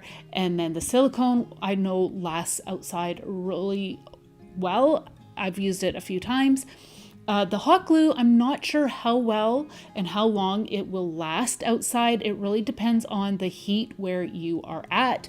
And it does get hot where I live, but I still have got some other pieces that are just using the hot glue, and so far they're okay. So I will keep you posted. I'm going to again just continue to cover this whole thing up with the sheets of moss, and then I'm going to go in and I'm going to add some preserved dry reindeer moss that I have. This isn't the soft and supple type. This is quite dry. Now I don't know how well again this is going to hold up outside in the rain, so I do plan on having this one again undercover in a pot. It won't be exposed to the rain. It will be exposed to lots of light, but not in the rain because this is dyed, so I'm not sure if the dye will run if it's in the rain. You know what? I actually should test that out so I can let you know for sure. But I still wanted to try this out. I think it's a fun idea. It is a great way to cover up the solar light and helps it to blend in with your natural surroundings. You definitely could use real foraged moss. I have foraged moss before and used it in different projects, so there's definitely that option. And then you wouldn't even have to worry about leaching any dye. The only thing is though, is it will fade over time, so do keep that in mind. So I'm just going to go ahead and cover up the back side of this as well. And then that's it. It was such a simple and easy project. I think it looks great. It's such a fun and whimsical idea.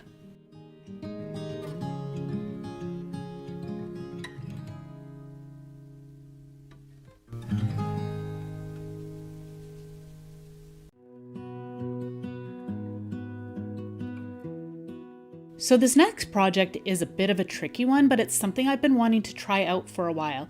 I'm using this jar that's got a little chip in it, and I'm also going to be using this used canning lid. I needed to punch out a few holes so I can cut out a square out of the top of this. And so I'm using my big chomper from Crocodile. You can get these at Michael's, any craft store, as well as on Amazon. So now that I've got some holes punched out, I'm now using some wire snips and I'm going to cut into the metal like you see me doing right here. And then I'm just going to fold back those edges. That's going to open it up. I also cut it kind of on an angle so I could create a square shape. It wasn't perfect, but you'll see here in a moment how I'm going to be using this particular solar light I got from Walmart. You can get them from Dollar Tree. I've seen them all over the place. You need to measure once in a while to make sure it fits over your solar panel. You need to leave the solar panel exposed. Once done, I'm going to hammer down the edges. It's quite sharp, so you might want to use gloves. I'm also using removing the battery tab, putting it all back together. And now I'm going to again use a combination of my Gorilla silicone sealant as well as my hot glue. And I'm going to adhere the solar light to the lid. So you want to add just a bead on two sides with the sealant, and then you want to add some hot glue on the opposite sides.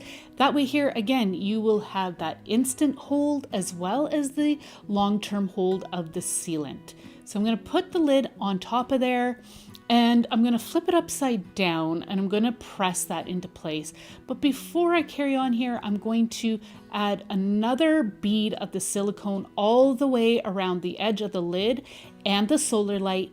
That will seal it all up so no water will get inside our jar. I have done this on another project where I used some owl jars. I will have that video linked down below for you. It is a really cool project as well if you can find some owl jars, but I did the same process as I am doing here. So now I'm going to set that aside and allow it to set up. I'm going to use these branches that I had foraged on a walk. I'm going to cut them down to the height of my jar. I'm allowing some of the branches to be a little bit taller, and I'm going to just create an assortment of some sizes here. I like to use these branches that have got really cool orange lichen on them, kind of a golden yellow lichen. It's pretty texture, and these particular sticks are really sturdy. So when you're out looking for sticks, you want to make sure you find something that's nice and sturdy. So again, you want to use some Gorilla hot glue for this, or any really good glue. One thing I discovered as I was doing this project was that the hot glue did show. So keep that in mind as you're applying your hot glue. You want to make sure you are careful not to get it too globby, because I did in a few spots and you could definitely see it once it sets. So there are different options out there. You could try to use some silicone for this project, a combination of silicone and hot glue. But as you can see, I just ran a bead on the back side of my branch once I've got the placement figured out. And I'm going to press that into place. It sets up very, very quickly. I put the bigger branches into place first, and now I'm going to start to fill it in with my smaller branches. You want to allow those to set, and then you can carry on and start to fill it in. I allowed some of the unique pieces to overlap each other, but you can see how this is coming together. It is really, really cool. I really like the effect, but like I said, it was a little tricky because you can see I needed to prop something up, because as I was working on it, I couldn't lay it flat. I needed the top of my jar to kind of be up and the bottom end to be down because of the way the branches were laying on the jar. I found that as I was working, they kept on popping off when I was trying to lay it down flat, and it pushed my branches into place, and I hope that makes sense. Anyways, now I'm gonna go ahead and just fill in some smaller pieces, add some textural pieces, and then you do wanna make sure that you don't add too many, that you end up covering up the rim too much. I did end up running into that issue, so I will show you how I rectified that. But in the meantime, I'm just going to continue to fill in my jar.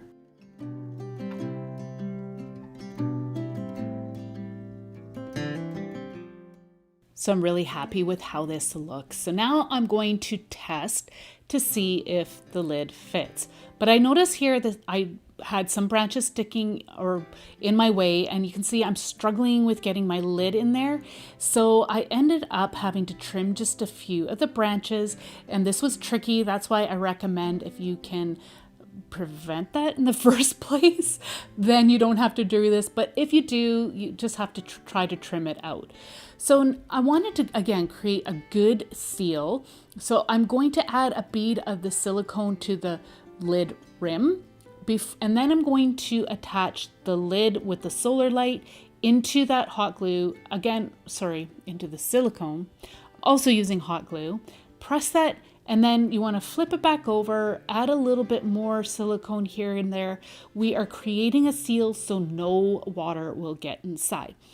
I thought I would try to see how this will hold up out in the elements. I'm going to cover the lid with some moss. You could skip this part and just add the lid as is, but my top of my lid does not look very pretty, so I'm like, I'm going to try to just cover this up. You could just spray paint this if you are concerned about the moss maybe disintegrating or something out in the elements. I'm not too concerned about that. I like to experiment and play around to see what works, what doesn't. And then if it works out, I will definitely try it again and I will let you know. But in the meantime, let's just have some fun with this. So I'm going to just cover that up with moss. Again, the same preserved reindeer moss that I was using before.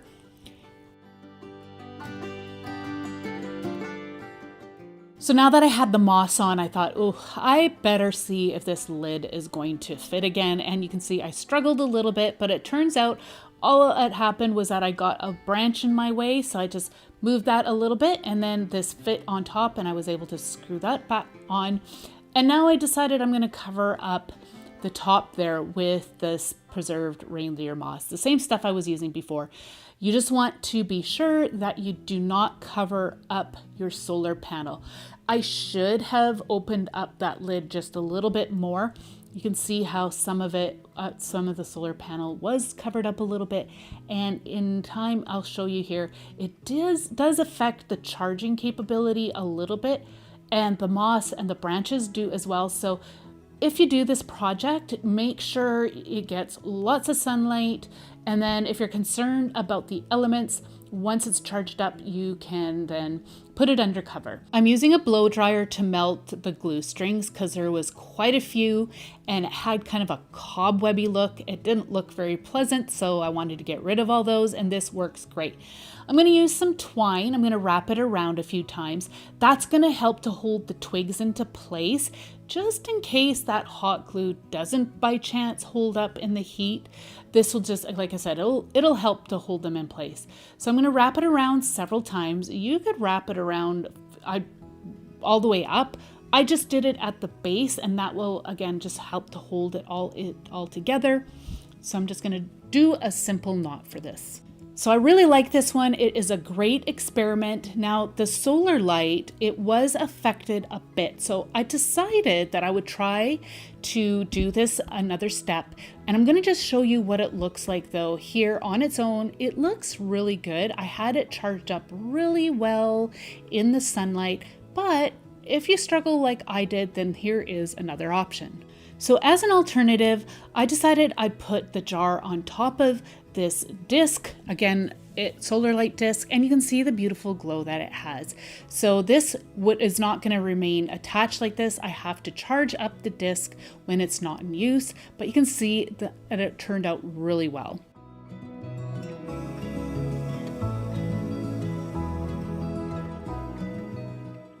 Reusing your seed packets is a great way to create some garden markers. They're very straightforward. I'm going to be emptying out this brand new package into the same packaging. As you can see, I had actually ripped this one up, so I couldn't tell what all the information was on that particular package. So I just emptied out that new one into the old package, and then I've got a brand new seed pack. You can also get some scrapbook paper. This one I got from Michael's. I don't know if they carry this anymore, but you can also get some printable seed packages and customize them to your exact needs. I'm going to be using some self-laminating sheets as well as some thermal lamination sheets. The self-laminating I picked up from Dollar Tree, and the thermal I got from Walmart. You can write the information on the back side of the scrapbook paper or the seed package that you print out. The seed package that I have that's brand new from the store has all the information that I need, so I'm going to laminate that with the thermal lamination. I'm going to be using the Scotch lamination machine. My kids got this for me for Mother's Day a few years ago. I love it. The only thing is the tray does stick a little bit, so I have to fiddle around with that, but otherwise it is a good machine. So I'm going to heat that up, and while that's heating, I'm going to go ahead and use the self-laminating sheets that I got from Dollar Tree. So I'm just going to pick one out here, and you can see there's instructions on how to use it. It turns out I'm able to get 2 of the scrapbook paper onto this self-laminating sheet. So just to let you know, I have not used these outdoors, so I do not know how well they're gonna hold up. This is an experiment for me. I'm gonna lay them out onto the lamination sheet and follow all the instructions that are given.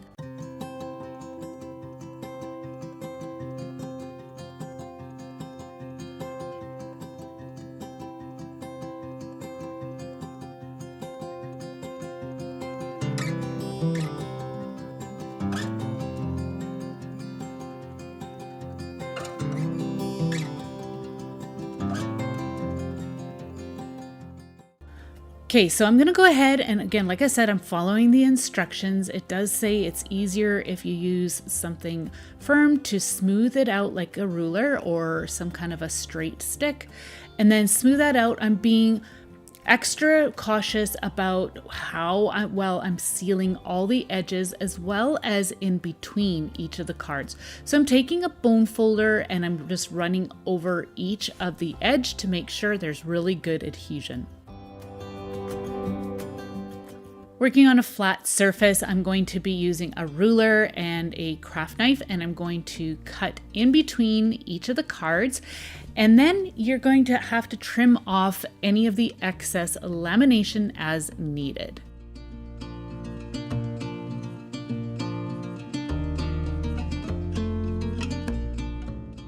So these can be sharp and they can give you little cuts. So I am just going to round off the corners to prevent any little accident that may happen. I don't want to get a paper cut because this happened to me before. So I'm going to go ahead and do that. You could try dry erase on the back side of those, but I'm not sure how well that'll hold up outside. So now for the original seed packet, I'm going to put it into place with my the thermal laminating sheet. And then you want to follow the instructions on your packaging for your lamination sheets as well as for the machine that you are going to be using. I needed to use the higher heat setting, so I adjusted things accordingly. And then you just have to put it into place and watch the machine laminated. It's actually kind of fun to watch. I decided to run this through my machine 2 times just to make sure that it stays together really well, and it also makes the piece sturdier. So I did have to go in and trim off the excess, and I also rounded off the corners of this particular marker as well. I'm hoping this one will hold together really well. It should. I know I've used seed packages outside and they do last the season, and that is just straight up seed package, no protection. So I'm really hoping that these ones will hold up well. I'm going to use some craft sticks along with some Gorilla silicone sealant and some hot glue. And I'm going to attach the craft stick to the bottom. The silicone sealant will give the long-term hold, and the hot glue will give that instant hold, and the two of them work well together. I apply a little weight onto them while they set up, and then that's it. They're ready to be used outside in your garden.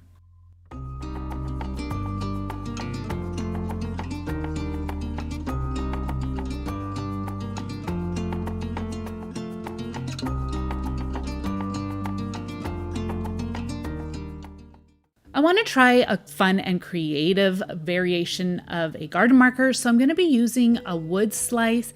I'm going to add some white craft paint to the top. It can just be any craft paint. This is going to get all sealed up. I wanted to do a decoupage pattern on here, and I find that if you paint your background white, the pattern of the napkin or tissue paper you're using will show through better. So I'm going to use some floral napkins. I've got two styles, one that I got from Ninny's Napkins and another that I got from a local dollar store. Use whatever you have. I thought the flowers would be really pretty for an outdoor garden. I decided to use the one that I got from the dollar store here. I did cut it down to size just to make it a little bit more easy to manage. So once you have that all cut out, I like to use a little bit of tape. It can be washi tape or it can be masking tape, whatever. And that makes it easier to pull off the layers of tissue that's underneath. Now, just to warn you, I do not know how light fast a napkin is going to be outside. I have used tissue paper outside before and the color does fade, but you can still see the pattern. I'm going to use outdoor Mod Podge for this. You can pick that up at any craft store as well as online. You can go ahead and give a coat. It's quite thick, so I'm going to add a layer, and then I am going to go ahead and add my napkin. I'm going to go ahead and press that down into place, being gentle to smooth out any of the wrinkles. And then I'm going to go over top and give another coat of the decoupage glue. So I'm being careful to get right up to the edge. And then I'm going to set it aside and allow it to dry well. Once it's dry, you can take a sanding block and run that along the edge of the wood slice, and that will create a nice clean edge to remove the remainder of the napkin that you've got left behind here. It works really well. Just an added tip, you may want to add an extra touch of decoupage around the edge. I'm in Cricut design space right now as I wanted to create a vinyl decal to go on top of my wood slice. So I'm just going to insert just a basic circle, and I'm going to use the basic text option, and I'm going to write up a bunch of herbs or plants or flowers, whatever you're going to be using these for your garden. And I'm going to size it down to fit on top of the circle, so I know exactly the size I need for each wood slice that I'm using. I did need to adjust the circle size, and you can do that accordingly. I have this image file saved for you over in Cricut Design Space. That link will be down in the video description box below. I'm using white permanent vinyl. It is weatherproof and it is fade resistant. So I've got this little scrap end. This is a perfect project to use all those vinyl scraps that we have. So I'm just going to trim off that end piece. I will be using the green mat for this project. This is smart vinyl, but since it's such a small piece, I thought it would be easiest for me to do this on the mat. So I'm going to just line up the vinyl on my mat. I am using the side that's got the inches. That just makes it easier to lay out your design as you're cutting it out, prepping it all. I like to do all my work on the computer, and then I switch over to my device to do the work on the machine. So you can see I opened up the file and you can adjust things accordingly. If you go into the layers tab, you can click on each word and hide the ones you do not want to use. So I went ahead and hid everything, including my circle for the wood slice, and I've just left with the word rosemary. So I'm just going to demonstrate one of these for you. So I went ahead and I pressed make it and follow all the prompts on your device until you have your word all cut out. I'm going to just quickly remove the vinyl off of the mat, and then I like to take my scissors and cut out the individual word. It's hard to see there, but it did cut out. It actually cuts really, really well. So I'm going to go ahead and cut that out, and then I'm going to weed it and get my transfer paper. Now, don't do like what I did and rush through this. I accidentally lifted this up too quickly, and I lifted up the Y. That was my only clumsy mistake. So I did have to go back in there and adjust that Y back onto the sheet, but it turned out fine. You could use that little piece there as maybe some kind of a stencil. You could try it out. I'm not sure how well that would work since this is permanent vinyl. So I'm going to go ahead and use my transfer paper now, and I'm going to transfer the word onto my wood slice. Now, I did make the mistake and not seal up the edges enough on my wood slice. So some of the tissue paper, the napkin did lift a little bit. So you want to make sure you've got really, really good adhesion between the wood slice and your napkin so none of that lifts. I ended up sealing it all up though, so with some matte varnish here. I am using the Deco Art brand. You can get that online or in craft stores, but you can use any varnish that you like. You just want to make sure you seal the entire wood slice. This is going outside into the weather, so you want to make sure this stays in good shape. Again, I don't know how long this is going to last. It might be a season, maybe it'll be longer. I'm going to test this out. Stay tuned again in my community tab to stay up to date on how all these markers are doing. I love it. It's so pretty, and it would make a wonderful gift set.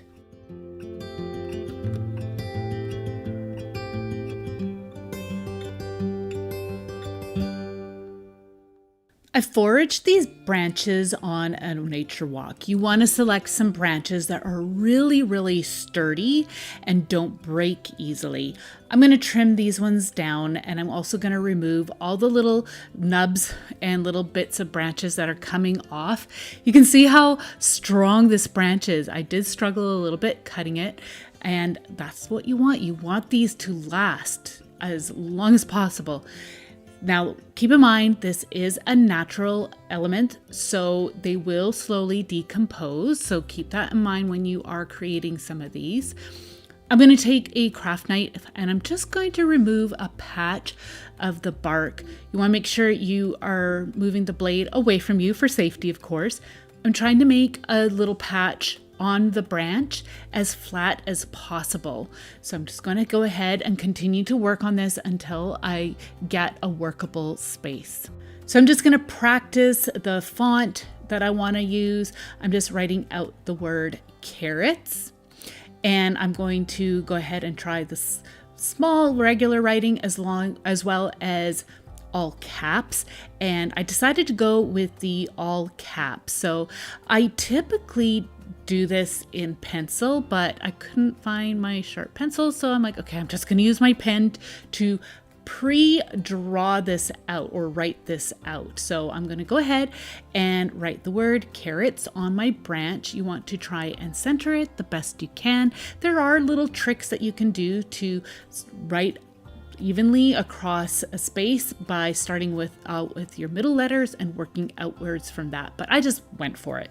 I'm going to use my wood burning tool, and I'm using the sharp pointing tip to burn in my words. This does take some practice and some patience, so just take your time when you're doing this. I got my wood burning tool from Michael's. I used their coupon a few years ago, and I treated myself to this tool, and I've been wanting to learn how to use it more and more, but I'm finding that just sticking to the basics for practice, because my hand was not very steady with this, but I did my best, and this one actually turned out really good. I really like these. I created two of them. I just did carrots and radish. So I'm just going to trim off the bottom end just to create a sharp pointy tip to make it easier to place them down into the ground. I went ahead and used my craft knife just to help create more of a point, but that was it. These are done. They were so easy and so affordable, and such a fun and unique piece for your garden.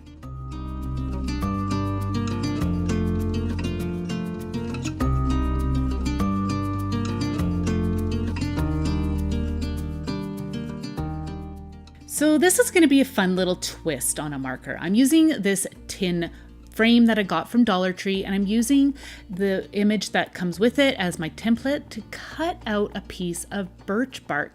I like to forage birch bark as well. I'm just removing any of the loose pieces off the bark, and you also want to make sure it's a thickness that's going to fit inside your frame. So I'm just going to test that out right now, and this one fit perfectly, and it was just the right size as well.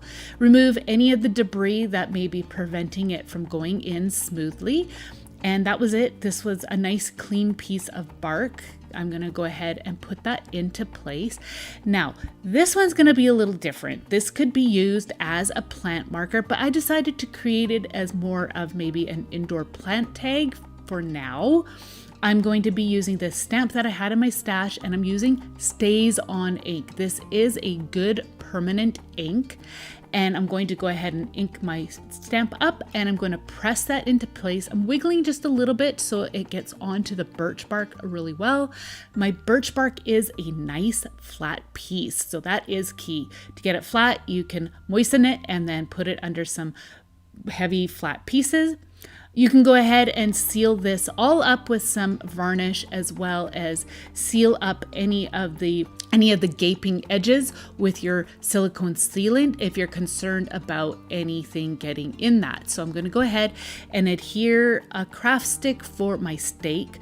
I'm going to again use the silicone sealant as well as some hot glue, put that into place. Again, run some beads of silicone all around the edge of your birch bark to help keep it all secure and solid. And that was it. This is a really fun plant stake. I could see it definitely being used inside or outside in some fun planters.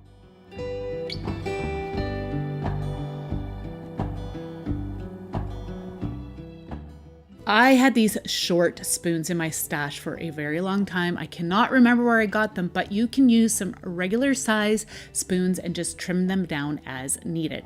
I'm using Arteza outdoor acrylic paints, and I'm going to use green, yellow, and red for this particular project. I'm going to paint each spoon one different color. I should have gone with an orange one, and you'll see why here in a bit. But in the meantime, I am going to give 2 to 3 coats of my outdoor acrylic paint on each spoon. You could use some outdoor house paint if that's what you have, or any paint that you know will hold up well outside. You could also use craft paint, but then I would seal it up well.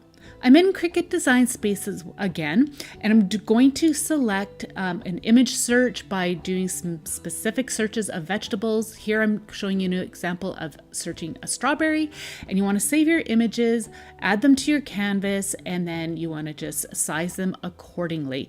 So I've got it all made up for you again in Cricut Design Space for you to use. Follow the links in the description box below. I'm using some smart vinyl again, but I'm going to trim off this scrap. I'm using black. Again, it is weather resistant and fade resistant, which is awesome. I'm going to follow all the prompts on my device screen. Again, hiding the images I am not using. And then I'm going to go ahead and cut out some different vegetables on the vinyl.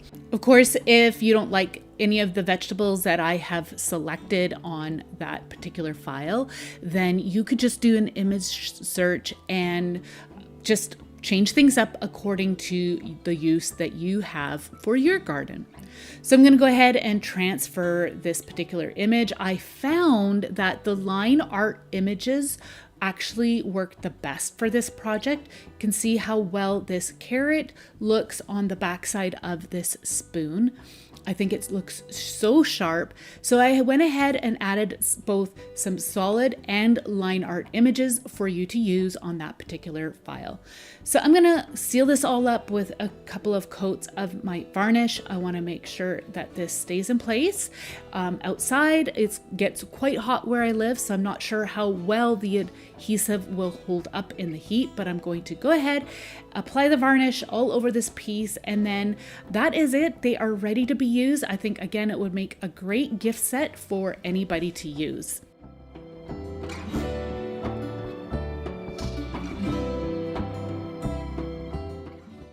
For this next project, I'm using my X-Tool M1 laser cutting machine. I had to ventilate this out in my garage because of the smoke. I am in the X-Tool design space, and I'm using this free design from designbundles.com. I'll have the link for you down below. I uploaded it into the X-Tool design space, and then I am going to be using this wood slice that I got from Dollar Tree. I removed the string and I loaded it into the machine. When you close the lid, it takes a picture of what's inside the machine, and then you can adjust the image accordingly to fit on whatever substrate you are cutting into. Again, I am cutting into wood, and then I am going to make the adjustments, follow all the prompts on the computer according to whichever laser cutting machine you are using. I need to press my blue button to get it going, and you can see how the machine is cutting it out. So this is sped up a little bit, but it cuts really well into this wood that I got from Dollar Tree. You can see it's smoking here, so that is the reason why you need to ventilate outside. So I'm going to finish that up. You can see how well these cut out. You can need to clean them up accordingly. I think these turned out great, and they're so fun. I wanted to try using some vintage whitewash effect from Deco Art just on a few of these. I just wanted to see how well this would look, and I really liked the effect, so I left some plain, and I'm just using a rag to apply the vintage whitewash on the other few. I gave it about 2 coats of the whitewash, and then I set them aside and allowed them to dry. You can see the difference between them. Now for the ones that I didn't whitewash, I'm just going to go ahead and use my varnish, and I'm going to seal these all up. Again, because this is wood, I don't know how long they will last outside without being all sealed up. So I just wanted to be proactive and try to help keep these last for the season. So I'm going to go ahead and seal both of them up. They turned out really well. I think this is such a pretty set, and I want to thank Design Bundles for providing this for free.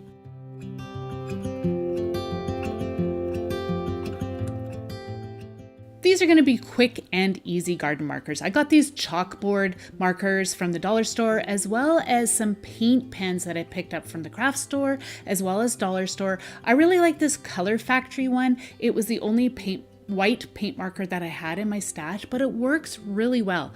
I got this from my local dollar store. You might be able to find them at Dollar Tree. You'll have to have a look. So all I'm going to do is just write out some words onto the chalkboard little markers, and then you want to make sure that you seal them up with some varnish. Again, I am using my Deco Art matte varnish, and I'm going to give 3 coats on this one because there is a lot of wood exposed on this one, so I typically gave all my projects about 3 coats of the varnish. But that was it. You just seal them up and they're ready to use, and I think these turned out so well. I picked up some wood slices that were approximately 3 to 3.5 inches in diameter, and I got these from the dollar store. You can get these at several different places, even online. I also had this beautiful fabric that I picked up from Dollar Tree. You can see that it's got like some round motifs of flowers and mandalas, and they are going to fit perfectly on the wood slice. I also got this other fabric. It's got a beautiful pattern, just to show you that there's different ways that you can do this project if you'd like. I'm going to place the fabric upside down, and I'm putting my wood slice over top of the images, and I'm going to trace around the wood slices.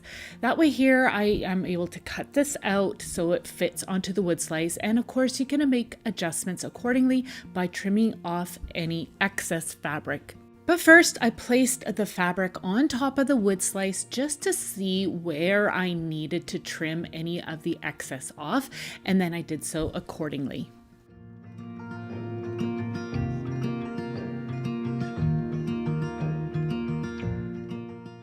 So as I was working, I came up with a little trick. I placed my wood slice over the image, and then I just moved my wood slice around until the image was centered onto my wood slice. I held that into place flipped it back over and then I traced around it again. I found that it worked a whole lot better and I was able to get my image nicely centered.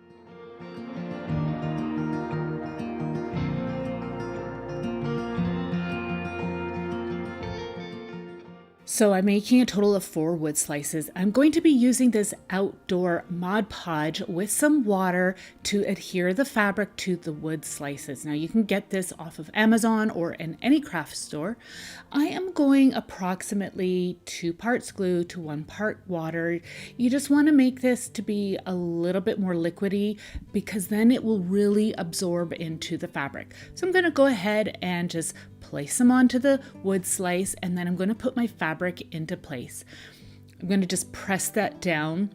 If you happen to not trim off your fabric right, you can still trim some off at this point before it sets. So I'm going to go ahead and add some of that decoupage over top, and then I'm going to allow it to dry well. You want to make sure it's well saturated, and you want to make sure that the edges are nicely sealed up as well.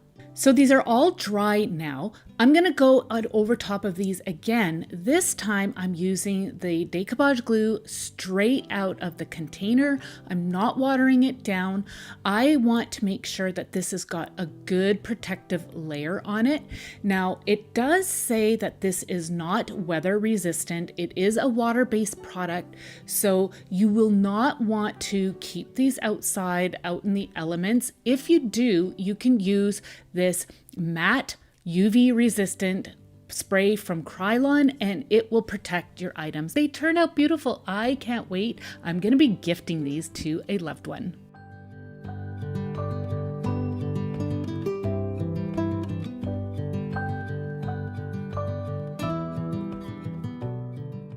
I picked up this clay pot from my local dollar store. It is 5.75 inches in diameter. Just needed to remove that label.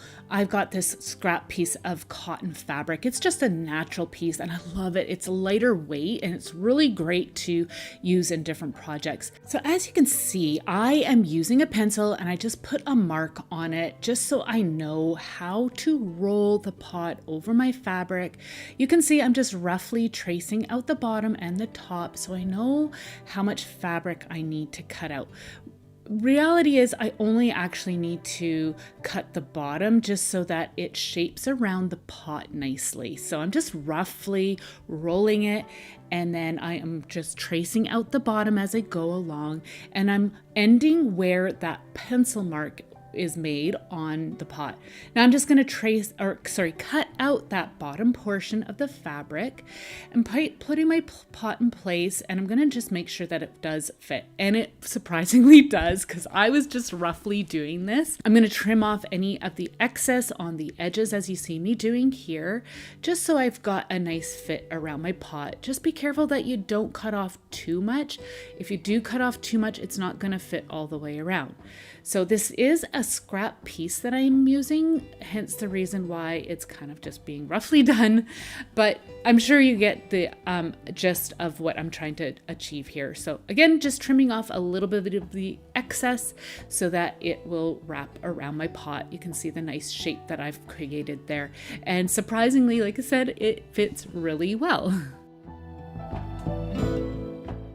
Before I move on, I am going to spray the pot with some Whisper Antique spray paint as well as some clear gloss on the inside. I needed to seal this pot up. To decorate the fabric, I am going to be using some Deco Art Patio paint. It is an outdoor paint, so it will hold up really, really well. But before I continue on, I'm going to just do a test here of some leaf stamping. So I've got paintbrushes, a brayer, and a selection of the paints that I want to use. And I'm going to paint on these leaves that I collected from my yard. I've got this beautiful fern leaf. I'm just going to put some paint on the leaf, as you see me doing right here, and then I'm going to place this onto a scrap piece of fabric. I'm going to use my brayer to roll it out. The brayer did get a little dirty, so it smudged a little bit, but you can see the pattern that's left behind. I'm going to test out a few of my other leaves just so I know what I'm doing, because this is the first time I have ever done this. I'm using my finger this time to smooth it out and try to get a stamped image. This one didn't turn out quite as well, as you can see, but I am okay with that. This is going to be a very organic project. I'm not going for perfect. There's going to be lots of imperfections, and I'm okay with that. I'm going to just go ahead and I found the brayer actually worked the best. You do want to clean off your brayer in between. I'm going to add a little bit more stamping here if I find that the image did not transfer very well. And I'm going to go ahead and just use multiple colors. I had a bit of black and white here as well. I tried to mix that in with some of the greens just to create a little bit of some just interest to the paint colors. So I'm just going to go ahead and stamp away, and then I will show you what I came up with.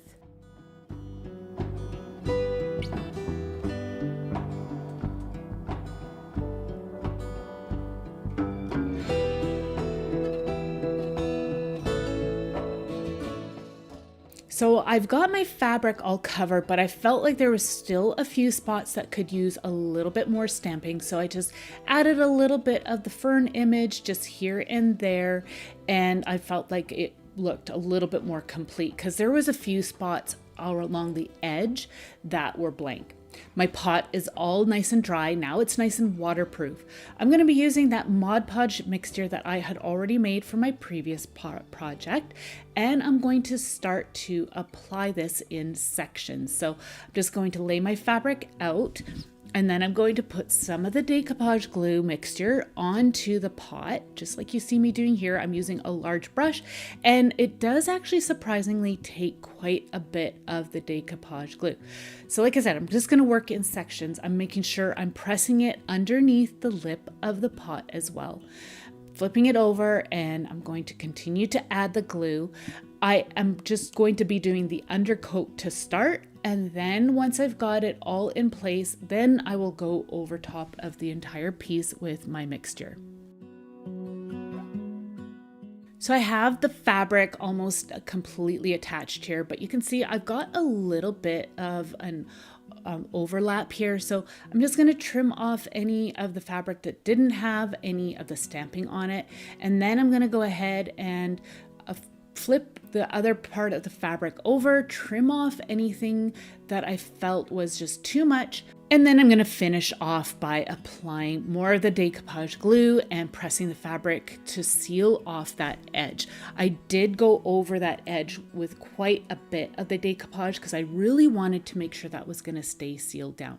So now I'm going to go ahead and start to apply my glue over top of the entire pot, and I'm going to take my finger and just run it over the underside, the edge of the pot, just to make sure it's all nice and sealed down and any bubbles are removed. I've allowed that to dry, and now I'm going to go ahead and apply some on the top portion of the pot, and I'm going to seal all that down as well. Just folding all those extra edges inside of the pot. So I'm going to flip the pot over, and I'm going to do the same thing with the underside. You could just trim this part off. I'm not sure how well it's going to hold up when water touches this and reacts to this. So I actually am going to be spray painting the entire thing just to make sure it stays good. But I'm only going to be placing a pot inside of this pot. I'm not actually going to be putting a plant directly in there. I gave the whole thing a coat of some matte varnish here. That way here it'll be nice and protected. You can go ahead and use some of that UV spray from Krylon as well. That will help to protect the fabric from any fading that may occur. I love how this pot turned out, and I really love the organic look of it.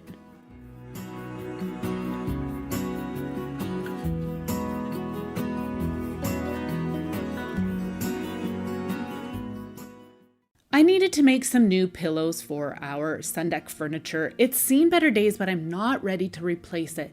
I'm going to be using this drop cloth. It's a remnant that I had left over from a previous project. I'm just going to take the measurements that I had and just cut out some pieces from this drop cloth, and then I'm going to start to piece everything together. So I'm just going to be straightforward with you here. I am not very good with the sewing machine, so I am not going to be digging that thing out. I don't know what is going on with my machine, but it has not been working very well for me. So I am going to be using some fabric glue. This is Gorilla fabric glue, and it is brand new on the market. I've never tried it before, and I haven't seen it before, and I was excited to try it out because I love the Gorilla products. So once I had all my pieces cut out, I went and trimmed them down a little bit more, and I should not have done that because then I ended up cutting them down too much. But like I said, I am not a sewer, so I'm not very good when it comes to all of this, but I'm gonna just make do with what I have. Anyway, so I did cut things down a bit. You can see how wrinkled they are. So I decided that, I'm going to iron them. So I did just put my iron on high heat, misted it with some water, and ironed out all of those wrinkles. And it looks so much better, and it'll make it easier for me to work with because then I can line things up better.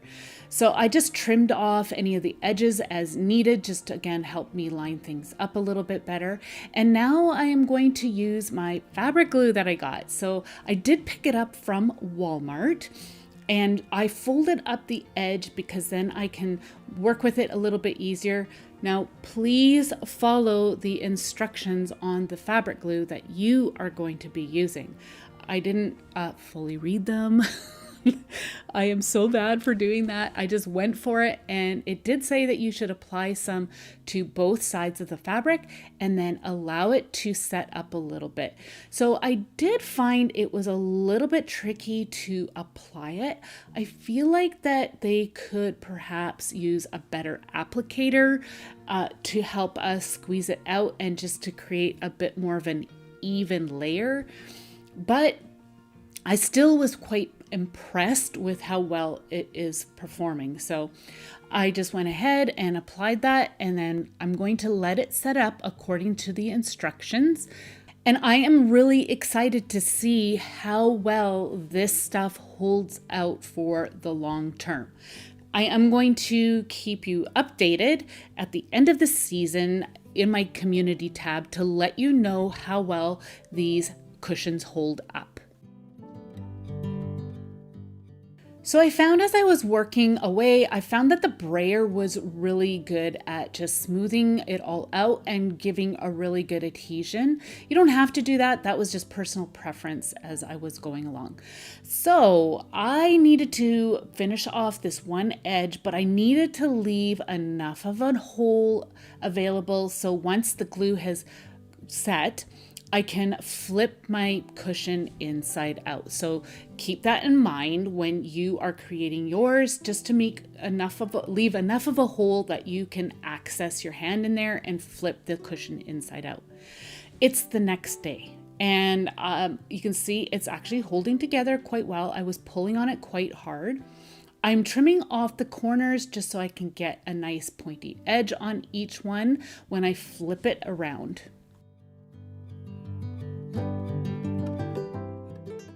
So now I'm going to turn this inside out. I did get a few wrinkles in it again when I did this, but once I have it stuffed, those wrinkles aren't going to be showing. They weren't as bad as they were before. I did struggle a little bit getting this out because this fabric is quite thick. You could use any fabric. I just, again, had this drop cloth in my stash, and it's a really good fabric to use for different projects. So I thought I would just utilize that instead of letting it go to waste. So I'm just going to poke out those corners as best as I can. I did end up taking my scissors and just kind of poking them out just a little bit more, and that worked quite well.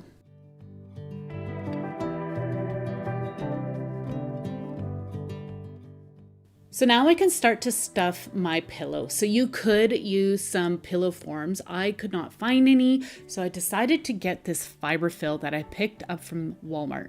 So as I had mentioned earlier, I did trim this down, the fabric down too much.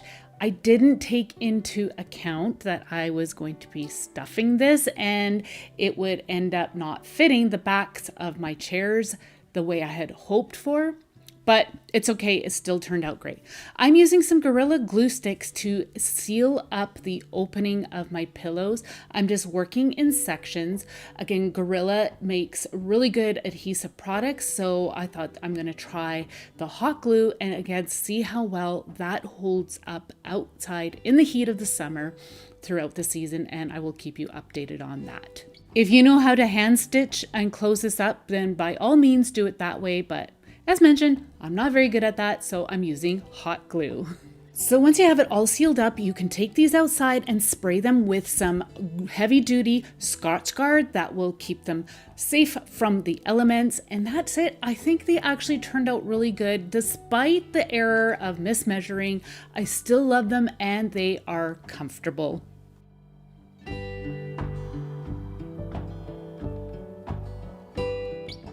My front porch is looking so tired and needs a summer refresh. So I'm going to take you along and I'm going to show you how I am going to clean it up and revamp this space. Even the mat is gross. There's cobwebs, there's dirt left over from the winter season, and it really needs to be cleaned up. I'm just going to be removing everything off of the front porch. I have to be very careful with some of this stuff. The pot is quite heavy. This bench here was starting to fall apart, so I need to fix that. And then this chair here too, it has seen better days, but I really like the old chippy paint finish on it, but it was starting to fall apart. You can see all the grime here that's left over from the winter season. Even under the mat, it was just gross, and I hadn't cleaned it up yet from last fall. So I'm just gonna hose it down. I'm being careful with how much water I am using at this point. So I'm just trying to get off the grime off the wall and then just remove some of that dirt. Now, I do have allergies, so I couldn't sweep this up. That's why I chose to use water. So I'm going to allow this all to dry, and I'm going to be taking you inside and showing you this piece of wood here. It's an old wood plank, and I'm going to turn this into a welcome sign. I'm here in Cricut Design Space. I've created my own template here. And I'm going to be creating a welcome sign. This is something I've been wanting to do for a while. So in the text box, I made the font about 340 in size. And then all I did was start text, and I'll type a letter, hit the word enter, type the next letter, enter. I'm using the font Hayride for this. This is part of the Cricut Access subscription. I also wanted to shrink down the space in between each letter, so I went -2. And then I'm adjusting the width and the length of my word as well by unlocking the sizing, and then I'm going to just choose the sizing according to the size of my wood plank. So I wanted this to be in the middle, and I'm leaving enough space at the top and the bottom so I can add a little decorative element as well. So I'm just going to hide the one welcome because I only need one. I'm going to save it, save as needed.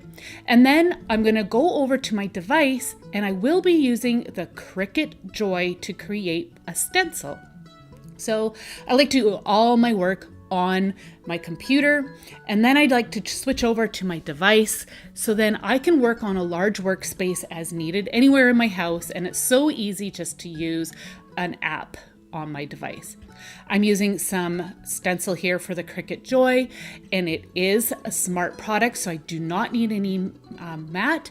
And the beauty of this is that you can create as long of a stencil as needed. So this was an awesome little tool to have on hand. So I'm just going to cut this down now. It cut beautifully.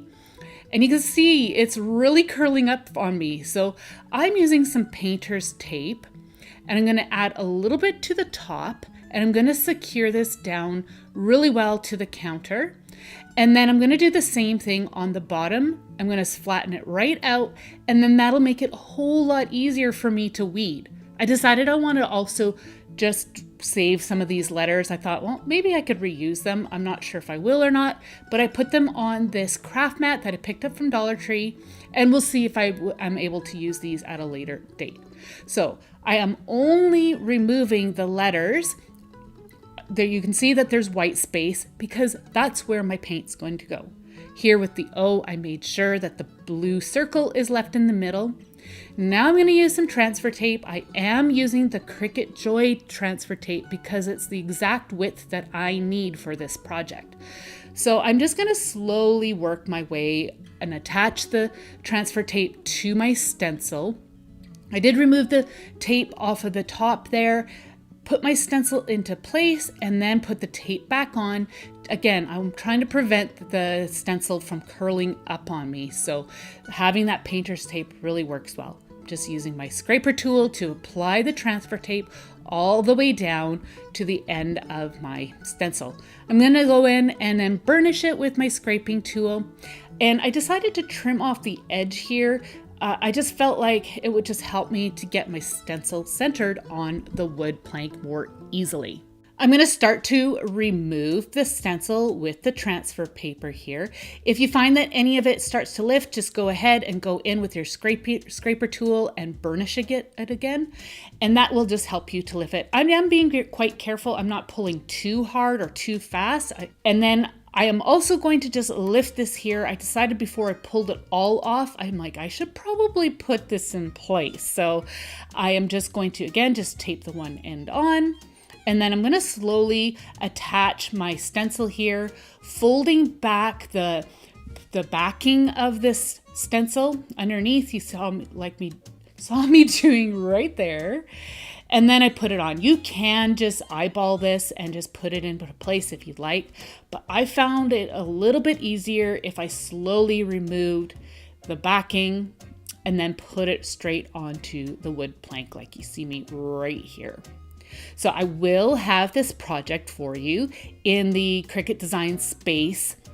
I will have that link down in the video description if you want to use this welcome stencil design.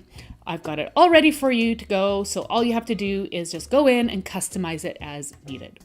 All right, so I am now going to burnish my stencil onto the wood and making sure I am really pressing hard around each letter.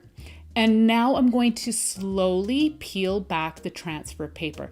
Now, I went very slowly because I did find that the stencil was lifting just a little bit, and I think it's just because of the texture of my board. It is an old weather board, and I noticed that some of the wood was lifting in a few spots on the transfer paper here. So I was just being very careful to make sure all my stencil stays in place. Once removed, I'm going around each letter and burnishing it really well. So I don't want paint to be leaking or seeping underneath. And then I'm going to smooth out some of those bubbles here with my brayer and my scraper tool as needed as well. So this one side, the stencil are cut really close to the edge. So I'm just going to add some painter's tape here and there. I don't want to accidentally get some paint over those edges in case I get a little carried away. I am using some Deco Art Patio paint. It's an outdoor paint. I'm just using the color white, using a stiff bristled brush, and I'm going to just pounce it all around in the letter. And I go over it twice and it created a really rustic look. I actually found that this paint worked really, really well. So I'm going to just go ahead and apply the paint. And then I'm going to go in and start to remove the stencil. Now, at this point, I discovered that some of the wood was lifting, and I think it was because the wood absorbed the moisture and caused the wood to lift. So I'm just taking my weeding tool and I'm going underneath the edge of my letters, and I'm just going to loosen the stencil, and that actually prevented the wood from peeling up where all the paint was. It really did the trick. It just kind of released it somehow. And So I did that. I went around each one. Yeah, it was a little bit time consuming, but I will say it was worth it. I also cut off any excess stencil as I went along, and then I just continued to work all the way up until I had it all removed. Again, I was just being very careful with how quickly I was removing the stencil. So it's all done and dry. I'm going to add my jute twine for that decorative element. You can dress it up any way you like. You could use some really nice chunky jute twine, that would be nice, and add some embellishments like some tin decorative elements, whatever you have. I wanted to keep mine simple, so I just added some jute twine around the bottom and the top, and I just tied it off in a simple knot. Believe it or not, this is actually the first time I've used this stencil product and done a project like this, and I'm so happy with how it turned out. Again, like I mentioned before, I've been wanting to do this for quite a while. I had this piece of wood saved for quite a while, and now I am ready to decorate my front porch. It's all nice and clean. I put the base elements back into place. I've got these beautiful plants that I picked up. I'm going to test out how well they work.